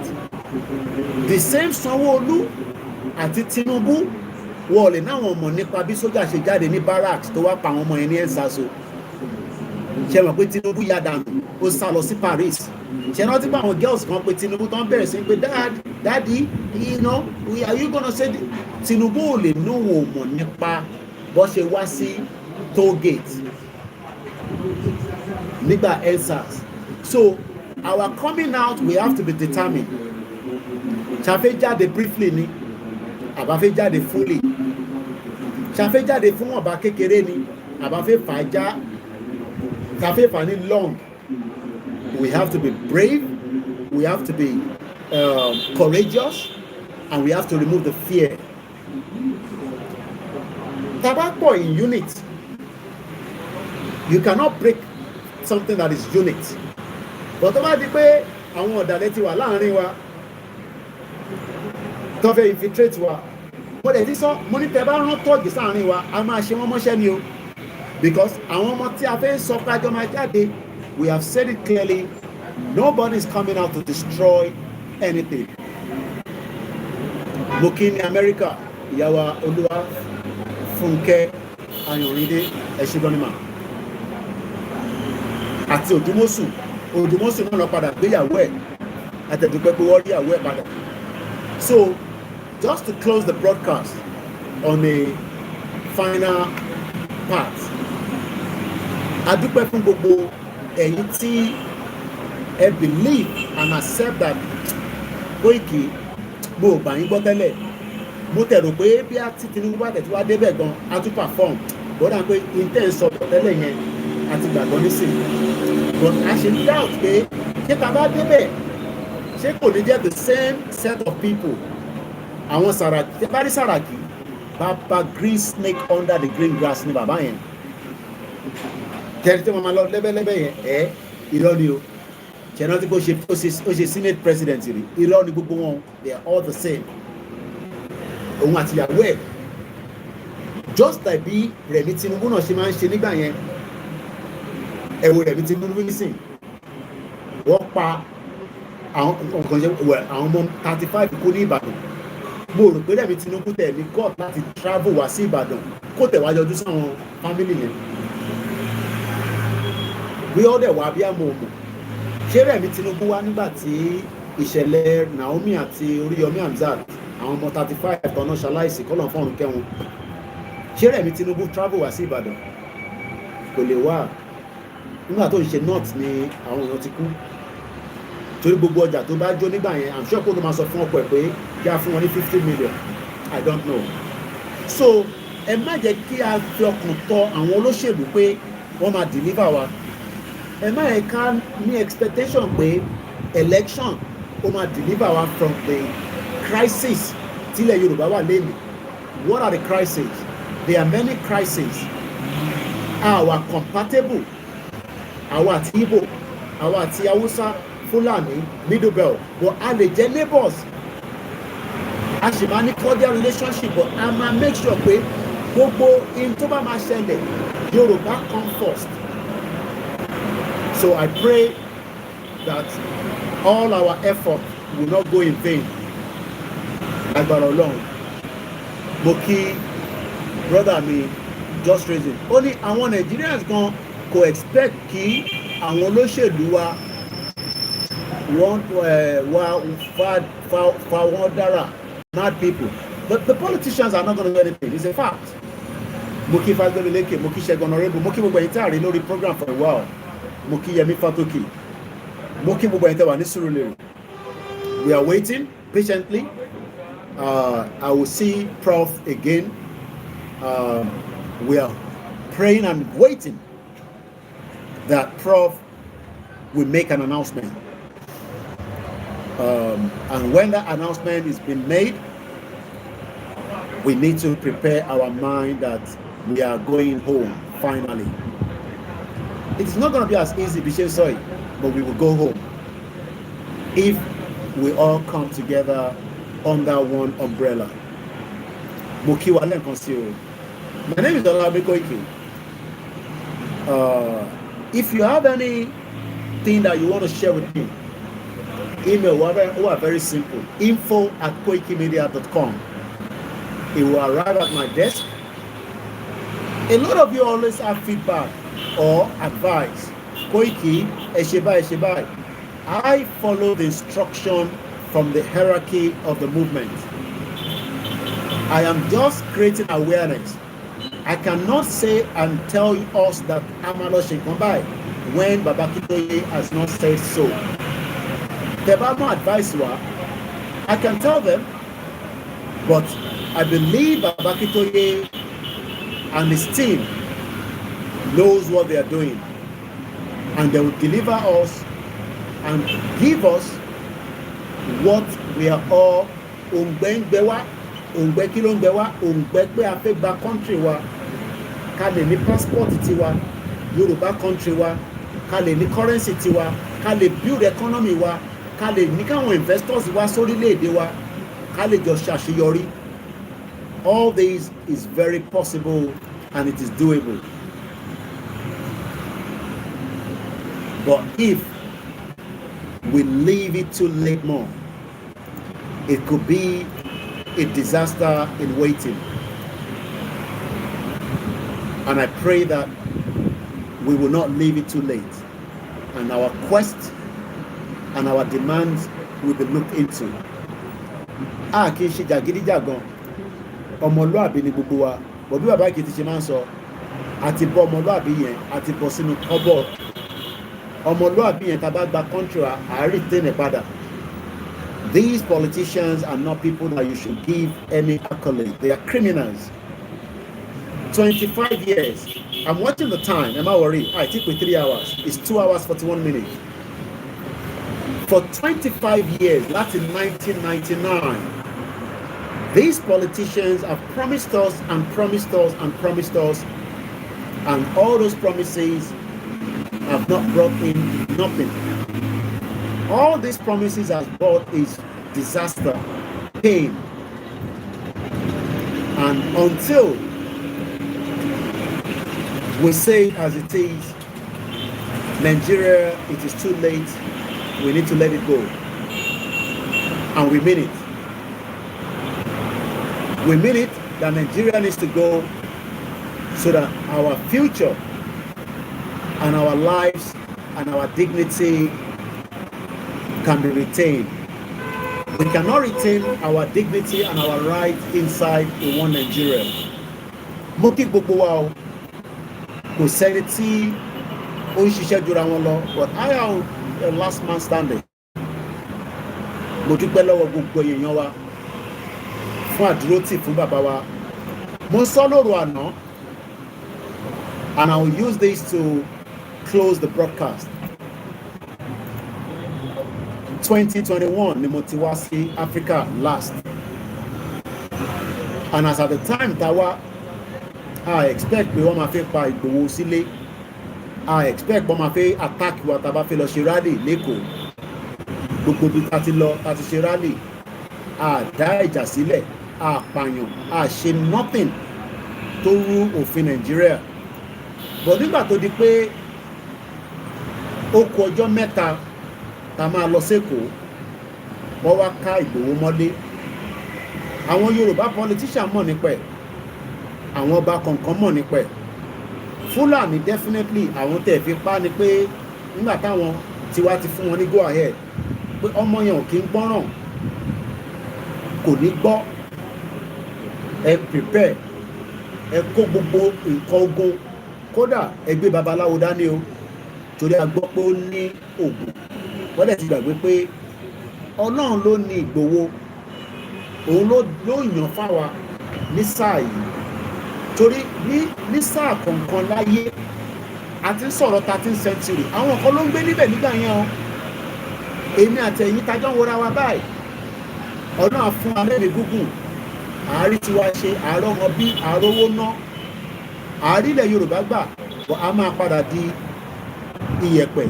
But spirit wa a ṣì máa lọ síbi tó bá fẹ́ kó lọ, just like a ṣe sọ pẹ̀lú ibi tá a ti ń sọ̀rọ̀ ní lórí látẹ̀ǹkan tá à ń pè ní the Python temple. Spirit kan ní o, ìyẹn lọ́ ṣe sọ pé tí ejò yẹn bá kú, wọn sọ pé ejò kú o, ó wàjà ní o, ó ní mí nínú. So tí a bá wá ń wo gbogbo tí olóyè àtàwọn tí wọ́n jọ ṣiṣẹ́ débi tó ṣiṣẹ́ dé nígbà tó di 2021, wọ́n wá àtàkẹ̀ sílé, wọ́n fi pamọ́nulé. Àmọ́ Ọlọ́run fún wọn ṣe, Ọlọ́run yọ, torí pé Ọlọ́run tó ní ikú tó bá máa pààyàn, òun lòun máa approve ẹ̀. Kò fi ikú Ìgbòho lé Fúlàní àti Yorùbá tó fi wá pamọ́lé. Torí èmi ò mọ̀ tí Ìgbòho ṣe débi pé wọ́n tún gbé babaláwo wá bá nínú ilé, wọ́n dẹ̀ confirm kó wà nínú ilé. In tó wá shock mi ni pé nígbà tí olóyè ọ̀dà dúró, mo wà lára àwọn tó pè, èmi ti wà on transit, mo ń dúró, mo fẹ́ board the plane padà lọ sí London ní 2021. Ó dẹ̀ ṣàlàyé pé báyìí ló ṣẹlẹ̀ ní airport. Mo ní bàbá, ẹ̀yẹn máa lọ, àyanjú ọ̀rọ̀ yẹn, ṣèbí ìyàwó yín ló wà níbẹ̀. Ó lóun ò lè lọ torí pé ìyàwó tó bímọ fóun, òun á padà wọlé. The rest again is history. Ọ̀pọ̀lọpọ̀ nǹkan ni mo padà gbọ́ lẹ́yìn ìgbà tí mo tún gbé àǹfààní àti tún wá rí olóyè tó wá sí London, àti lẹ́yìn ìgbà tí mo tún wá dé tí mo tún gbọ́ lẹ́nu bàbá wa Alami. They are not for public consumption. Bàbá professor, ọlọ́run àwọlá oṣù tí a wà yìí ti Kristẹni ti Mùsùlùmí àti ti oníṣẹ̀ṣe, ọlọ́run àlọ́rọ̀ ẹ̀mí mo mẹ́ láwọn ọmọ ẹni àwọn ọmọ tó dúró dáadáa tí a máa dúró tán lórí pé ká gba Yorùbá nation tí a ní mú ẹsẹ̀ wa kúrò níbẹ̀. Mo gbọ́ àwọn kankan nígbà tí mo dé tí mo láǹfààní àti rí bàbá Akíntóyè, because the last time I saw him was 2021 as well. And these two individuals were chased out, literally out of Nigeria. Baba ò lè gbé nílé. Igboho was labeled wanted. Àwa sọ pé a ní ọmọ Yorùbá tó di president, kò dẹ̀ pàṣẹ pé kó yọ wanted tó wà lára orúkọ olóyè kúrò. Ó fi sílẹ̀ bẹ́ẹ̀. Ó dà ká tẹ̀ sọ pé bóyá torí Nnamdi Kanu, pé bóyá tó bá yọ wanted kúrò lára Igboho, àwọn Fúlàní tí wọ́n control ẹ̀ wọ́n á máa bèrè pé Nnamdi Kanu ń kọ́ ìyẹn lọ bẹ́ẹ̀. Ó dà báwa ṣe account kí olóyè lè máa rí owó ná. Èèyàn lè bímọ àwọn ọmọ nídìí owó, ṣé káwọn wá sórí social media káwá tọrọ fún ẹni tó lówó láccount tó ń ṣe account kan, tó ń ṣe méjì, tó ń ṣe mẹ́ta, tó ń ṣe márùn-ún, owó dẹ̀ ń bẹ nínú gbogbo àwọn account yẹn láti 2021. Ọmọ Yorùbá account yẹn dẹ̀ ṣì wà locked bí ṣe ń bá yín sọ̀rọ̀ títí di ìrọ̀lẹ́ yìí, wọ́n ti ṣe àwọn account olóyè Igboho. Now kí nìyẹn sọ fún wa ni pé ọ̀dájú làwọn tá à ń bá fa wàhálà yìí, àwọn ọ̀dájú èèyàn tí wọ́n fẹ́ bà ti ọ̀tá wọn jẹ́ tí kò ní ṣeé ṣe fún wọn fún tolóyè Igboho. Ẹ bá mú yẹn dání. Nígbà tí mo tún láǹfààní àti dé, nígbà tí olóyè náà dé tí mo lọ yọjú sí wọn, mo wá ń wo location yẹn níbi tí olóyè wà. Mo wá wọ́ndà pé so bàbá yìí tó ń sacrifice délé fún gbogbo ọmọ Yorùbá látara kí ni? No, ẹlòmíà tún máa béèrè pé níbo la bá ṣe dé, ìwọ ránṣẹ́ o gbéṣẹ́ fún lóyè ni. Ẹ gbọ́ mi dáadáa. Nígbà tí mo débẹ̀ mo wá wọ́ndà pé arákùnrin máa sacrifice gan. At least mo bá ṣe díẹ̀ ní soka ní 2021 láti January tí mo bá gbé nínú ilé. Mo mọrú ọlá tó fi ń gbé, mo mọrú bí àgbàlẹ̀ ṣe rí. Mo wá ń try láti picture pé tó bá tẹ̀jẹ́ pé wọ́n tẹ̀ ń parọ́ fún gbogbo wa, ó rà ń gbọ́ ìgbọ́n mi yé. Tá bá tẹ̀ assume pé èyí kan ò mọ̀ lóòótọ́ pé bóyá wọ́n ní bólóyè irọ́ ló ń pa, ó ti tẹ̀lé Tinubu, ó ti tẹ̀. At least èèyàn á tẹ̀ rí ní àyíkẹ́ pé ìgbésí tó ń gbé ní Kútọ́nù tó wà on exile yìí, because ó wà on exile ni ó dẹ̀ máa wálé. At least èèyàn á rí taste yẹn. I didn't say anything of such. All I saw is that he's living comfortable, but not to the standard of what he was living in Soka in his mansion. Wọ́n sọ̀rọ̀ yẹn náà nídàájí. Wọ́n ní bíyàn náà bá ti dọkùnrin, ó gbọ́dọ̀ tún máa jẹ́ kí emotion tó fi sunkún kó jáde síta, wà gbé yẹn mọ́ra. But ẹ̀yin kan wá ń gbé nígbé àlàáfíà, àbí ẹ̀ ń gbé nígbé ta ló máa mú èmi ẹ̀tì olóyè síta. Akọni ọmọ Yorùbá, ọba dẹ̀ dákẹ́. bàbá wèrè kan dẹ̀ wá sí bíbáyìí lẹ́ẹ̀mẹ́ta ó dẹ̀ sọ fún president Talon tí mo tún kí dáadáa mo kí ẹ Talon ó ní kó má fi Ìgbòho sílẹ̀ kí ni Ìgbòho ṣe ẹ̀ṣẹ̀ wo gan ló ṣe mo tún béèrè pé ṣé kí àwọn ọmọ Ìgbòho bá jẹ́ president Yorùbá nation ní àbí Odùduwà country ló ṣe ń sacrifice tó tó yìí àbí bóyá ó ní kankan tí ó fẹ́ gain ó ní wọn fẹ́ kankan ìran òun lòun kọ̀ fi jà fún kórúkọ òun náà kórúkọ òun kọ̀ wà níbẹ̀ pé kọ́ máa rántí pé orúkọ Ìgbòho òun náà jà Ìgbòho wá fi ara ẹ̀ sílẹ̀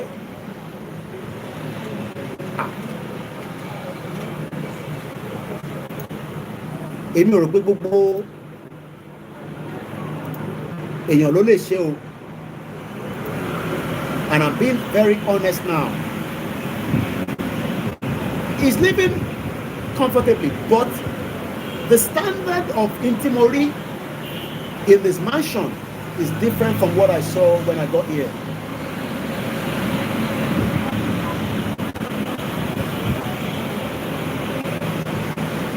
And that's why I said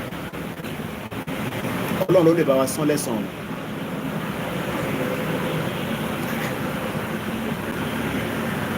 Ọlọ́run ló lè bá wa san lẹ́san. Ọlọ́run nìkan ló lè san Ìgbòho lẹ́san àti bàbá Akíntóyè. Mo kí Pastor Mo. We have just 8 minutes. Ọlọ́run ló máa san lẹ́san. But one thing I know is that ẹ má ẹ̀ka dalẹ̀ Ìgbòho. Àwọn kan ní bóyá àjọmúlẹ̀ àjọṣe kìíní kan náà. Because he could have told Tinubu that look iṣẹ́ ń gbé nígbà yóò tẹ̀mí lọ́rùn. Kí ni bọ́tẹ́ fẹ́ gangan nísìn? Kí n fi Yorùbá nation sílẹ̀? Ó yà kí n ṣe ẹ kúkú mọ̀ pé olóyè láì tí bá pè ní sáà kúkú máa sọ̀rọ̀ lọ ó lè sọ̀rọ̀ lọ títí di ẹmọ it's very jovial you can see him on TikTok.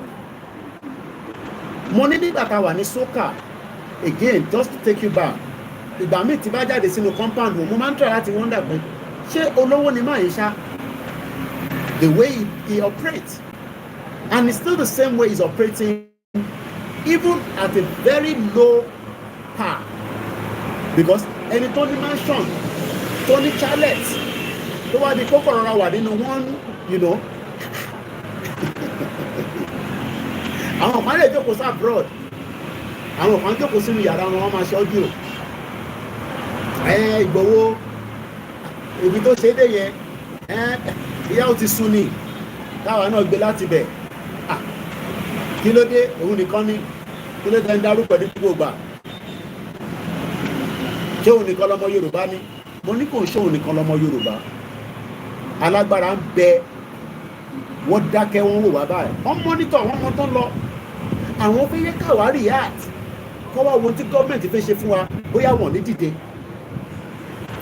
ẹ gbọ́ mi yé àwọn èèyàn bẹ wọ́n dúró wọ́n láì lò pé a fẹ́ wo in tí ẹ̀yin fẹ́ ṣe náà bìkọ́ táwọn èèyàn bá jáde nísìn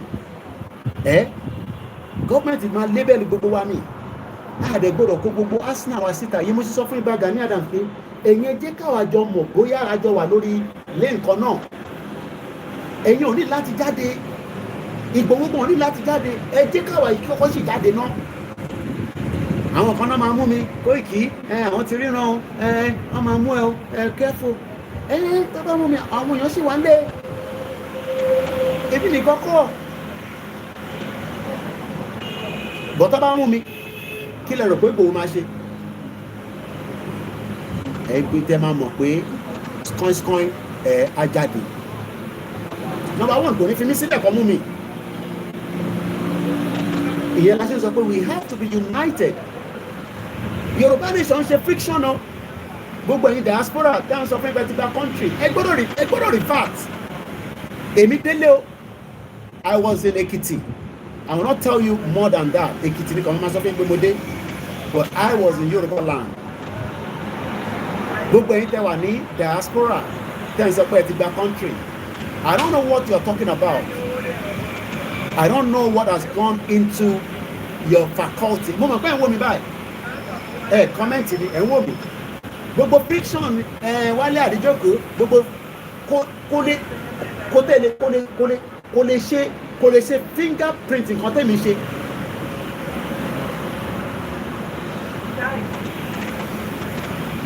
Ẹ̀yin ẹ̀ ń tẹ́lẹ̀ dúpẹ́ kan ní tìrí kan. Gbogbo iná màkà 4 minutes ló kù mo wo time àníkọjá 3 hours yẹn. Ṣé nọ́mà Ìgbòho wà Kútọ́nù ní gbogbo last week, bàbá Kítóyè wà Kútọ́nù, Kóìkì wà Kútọ́nù, ẹ̀yin wọ́n sọ pé ti gba country. Àwọn tó dẹ̀ gba country fún yín ìkan jókòó sí Turkey lórí íńtánẹ́ẹ̀tì náà ló sọ pé ti gba country. Ẹ̀yin diaspora ká tẹ̀sọ́ fáwọn tó wà lé wọ́n ti cage, ẹ̀yin diaspora tẹ́ wà expose. Nǹkan mi ti ṣẹlẹ̀ o. Ẹ̀yin diaspora tẹ́ ti ní exposure, ẹ wá ń sọ pé ẹ wá wà lórí YouTube, ẹ wà lórí Facebook, ẹ wá ń deliberate pé a ti gba country. Àwọn adélé wọn máa bẹ̀rẹ̀ iṣẹ́ ní ládùúgbò lọ́tí fi bẹ̀rẹ̀ iṣẹ́ ládùúgbò. Ẹ̀yin tiwa tó kù Ọlọ́run mú wa dúró, Ọlọ́run àti wa lẹ́yìn. Ìgbòho ti sacrifice. Mo ní mo dé ibi tó ń gbé ní Kútọ́nù.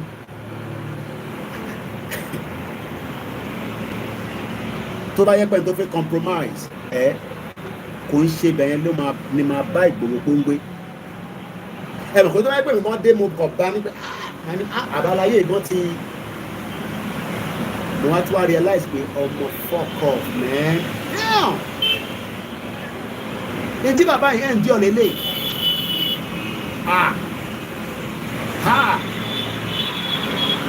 Ẹyẹ ń dè mọ́ bẹ́ẹ̀. Ẹ mọ̀ pé ètí ẹ bá gbọ́ orí eléyìí rí, èmi la gbẹ́ni sọ ẹ̀, èmi náà mo tó bẹ́ẹ̀ mo lè kọ̀ fún yín ní a little bit, kò sẹ́ni kankan tó lè sọ. I have not been home since 2021. So seeing him, àjọ pàdé ní London. Ìgbòho was in my house. Tó bá yẹ pé Uber láfi káàkiri nígbà tí Ìgbòho wá sí London. Ẹ mọ̀ kó tó bá yẹ pé mi náà mo ti fi Yorùbá nation bẹ́ẹ̀ ṣe máa ń sọ pé a ti fi jalè. Bí Ìgbòho náà ṣe wá sí London á rí. Àjọ wà ní ilé mi ní January tó kọjá yìí ní oṣù méjì tó lọ sẹ́yìn. Ìgbòho spend days and days.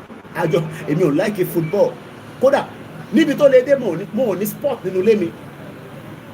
Mo ní Sky but mo ò ní sport. Nígbà tí olóyè náà máa wo football, orí mi bẹ̀rẹ̀ sí ń taná pé báwo la ṣe fi ṣe báyìí. Èmi ò tẹ̀lé fún yàn máa ń sanwó pay as you go for sport.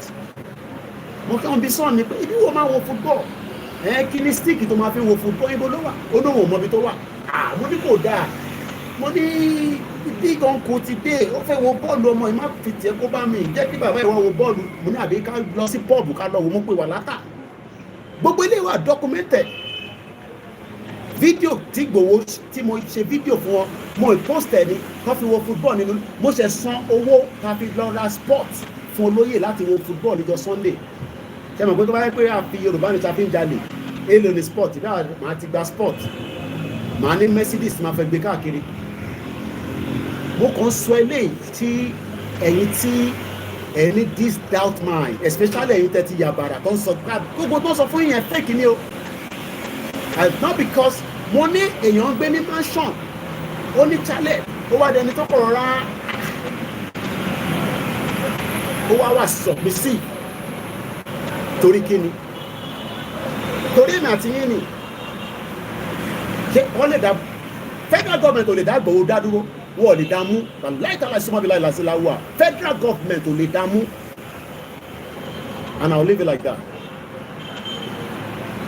Federal government tó bá lè dá mú ni ó jẹ́ kó pa sílé ní 2021. Tó bá jẹ́ pé wọ́n lè dá Ìgbòho mú ó yẹ kó pa sínú lé ní wọ́n lè dá mú ni torí ẹni tí Ọlọ́run dá ní Ìgbòho. And I will leave it like that because we are 3 hours in the podcast. Mo sọ fún mo ní jọ́kíjọ́ tó bá ti sọ pé ó ti yá àjọ máa délé ni. I will be next to him shoulder to shoulder. Àjọ máa ta game tá n gbá lọ game yẹn àwa la máa gbá pé ẹ̀yẹ lọ ṣe sùúrù ẹ̀yin ṣáà support ẹ support bá ṣe ní kẹ́ support ẹ dáwó sí YSDF ẹ strategize ẹ fi tó kù sílẹ̀ fọwọ́ lọ́hùn ẹ̀yin olóṣèlú ẹ já divide Nàìjíríà tí bàbá Akíntóyè bá make announcement bàbá ti jáde ó máa difficult gan ni o I will leave it like that mo kí gbogbo ẹ̀yin yẹn wá o àṣeyọrí la máa ṣe mo kí ìyàtọ̀ bí mi lọ́wọ́ kí àwọn ìyàwó mi ẹ má gbàgbé àwọn ọmọ Oòduà ẹni wọ́n ń pè mí lọ́tún lọ́sì ká tún fi nǹkan kan ránṣẹ́ sí wọn pound sterling ni o mo ò nídìí náírà o ẹ fún wa ní pounds mo kí ẹ lẹ́ẹ̀kan sàrò lórí Oòduà mo kí gbogbo ẹ̀yin yẹn wá tó ń fìyà jẹ yín wọ́n fìyà jẹ yín ìyà máa jà wọ́n náà láṣẹ ìdùnnú Yorùbá nation no going back and on that note I will not come out again today yẹn mo ṣe tètè jáde nísìn so that kí lè ní a long sleep because sleep pattern mi ó tún change there ká lè tètè sùn lálẹ́ yìí torí pé iṣẹ́ ṣì ń bẹ lọ́wọ́ wa ká fẹ́ ṣe ẹ bá dáhùn videos wa ẹ bá wa pè ẹ bá wa pè ẹ bá wa pè mo kí gbogbo yín lẹ́ǹkan sí o àṣeyọrí la máa ṣe o Fúlàní ò ní gbalẹ̀ mọ́ wa lọ́wọ́ Ìgbò ò ní gbalẹ̀ mọ́ wa lọ́wọ́ Haúsá ò ní gbalẹ̀ mọ́ wa lọ́wọ́ àti gbogbo àwọn foreigners tí wọ́n láníyàn pé àwọn máa gbalẹ̀ Yorùbá mọ́ wa lọ́wọ́ Elédùmarè ò ní fún wọn ṣe mo ní ẹ fọkàn balẹ̀ ẹ ná àwọn gbòógì sọ̀rọ̀sọ̀rọ̀ kò ń ṣèmi nìkan ní gbogbo àyíká ilẹ̀ Yorùbá àti ní outside tí wọ́n ń polongo Yorùbá nation on that note ọ̀ràn ayọ̀ la máa sùn má bẹ̀rù pé orí ejò lọ́rùn ni it's just something that is worth listening and watching and you can go and do more research on it ibẹ̀ yẹn ti ń bẹ kó tó dá Nàìjíríà sílẹ̀ Nàìjíríà dẹ̀ máa lọ pẹ̀lú gbogbo àdúrà ká ṣe níbẹ̀ àsìkò ti tó mo ní ọdún yìí ọdún tó máa yàgò fún wa ni on that note good night.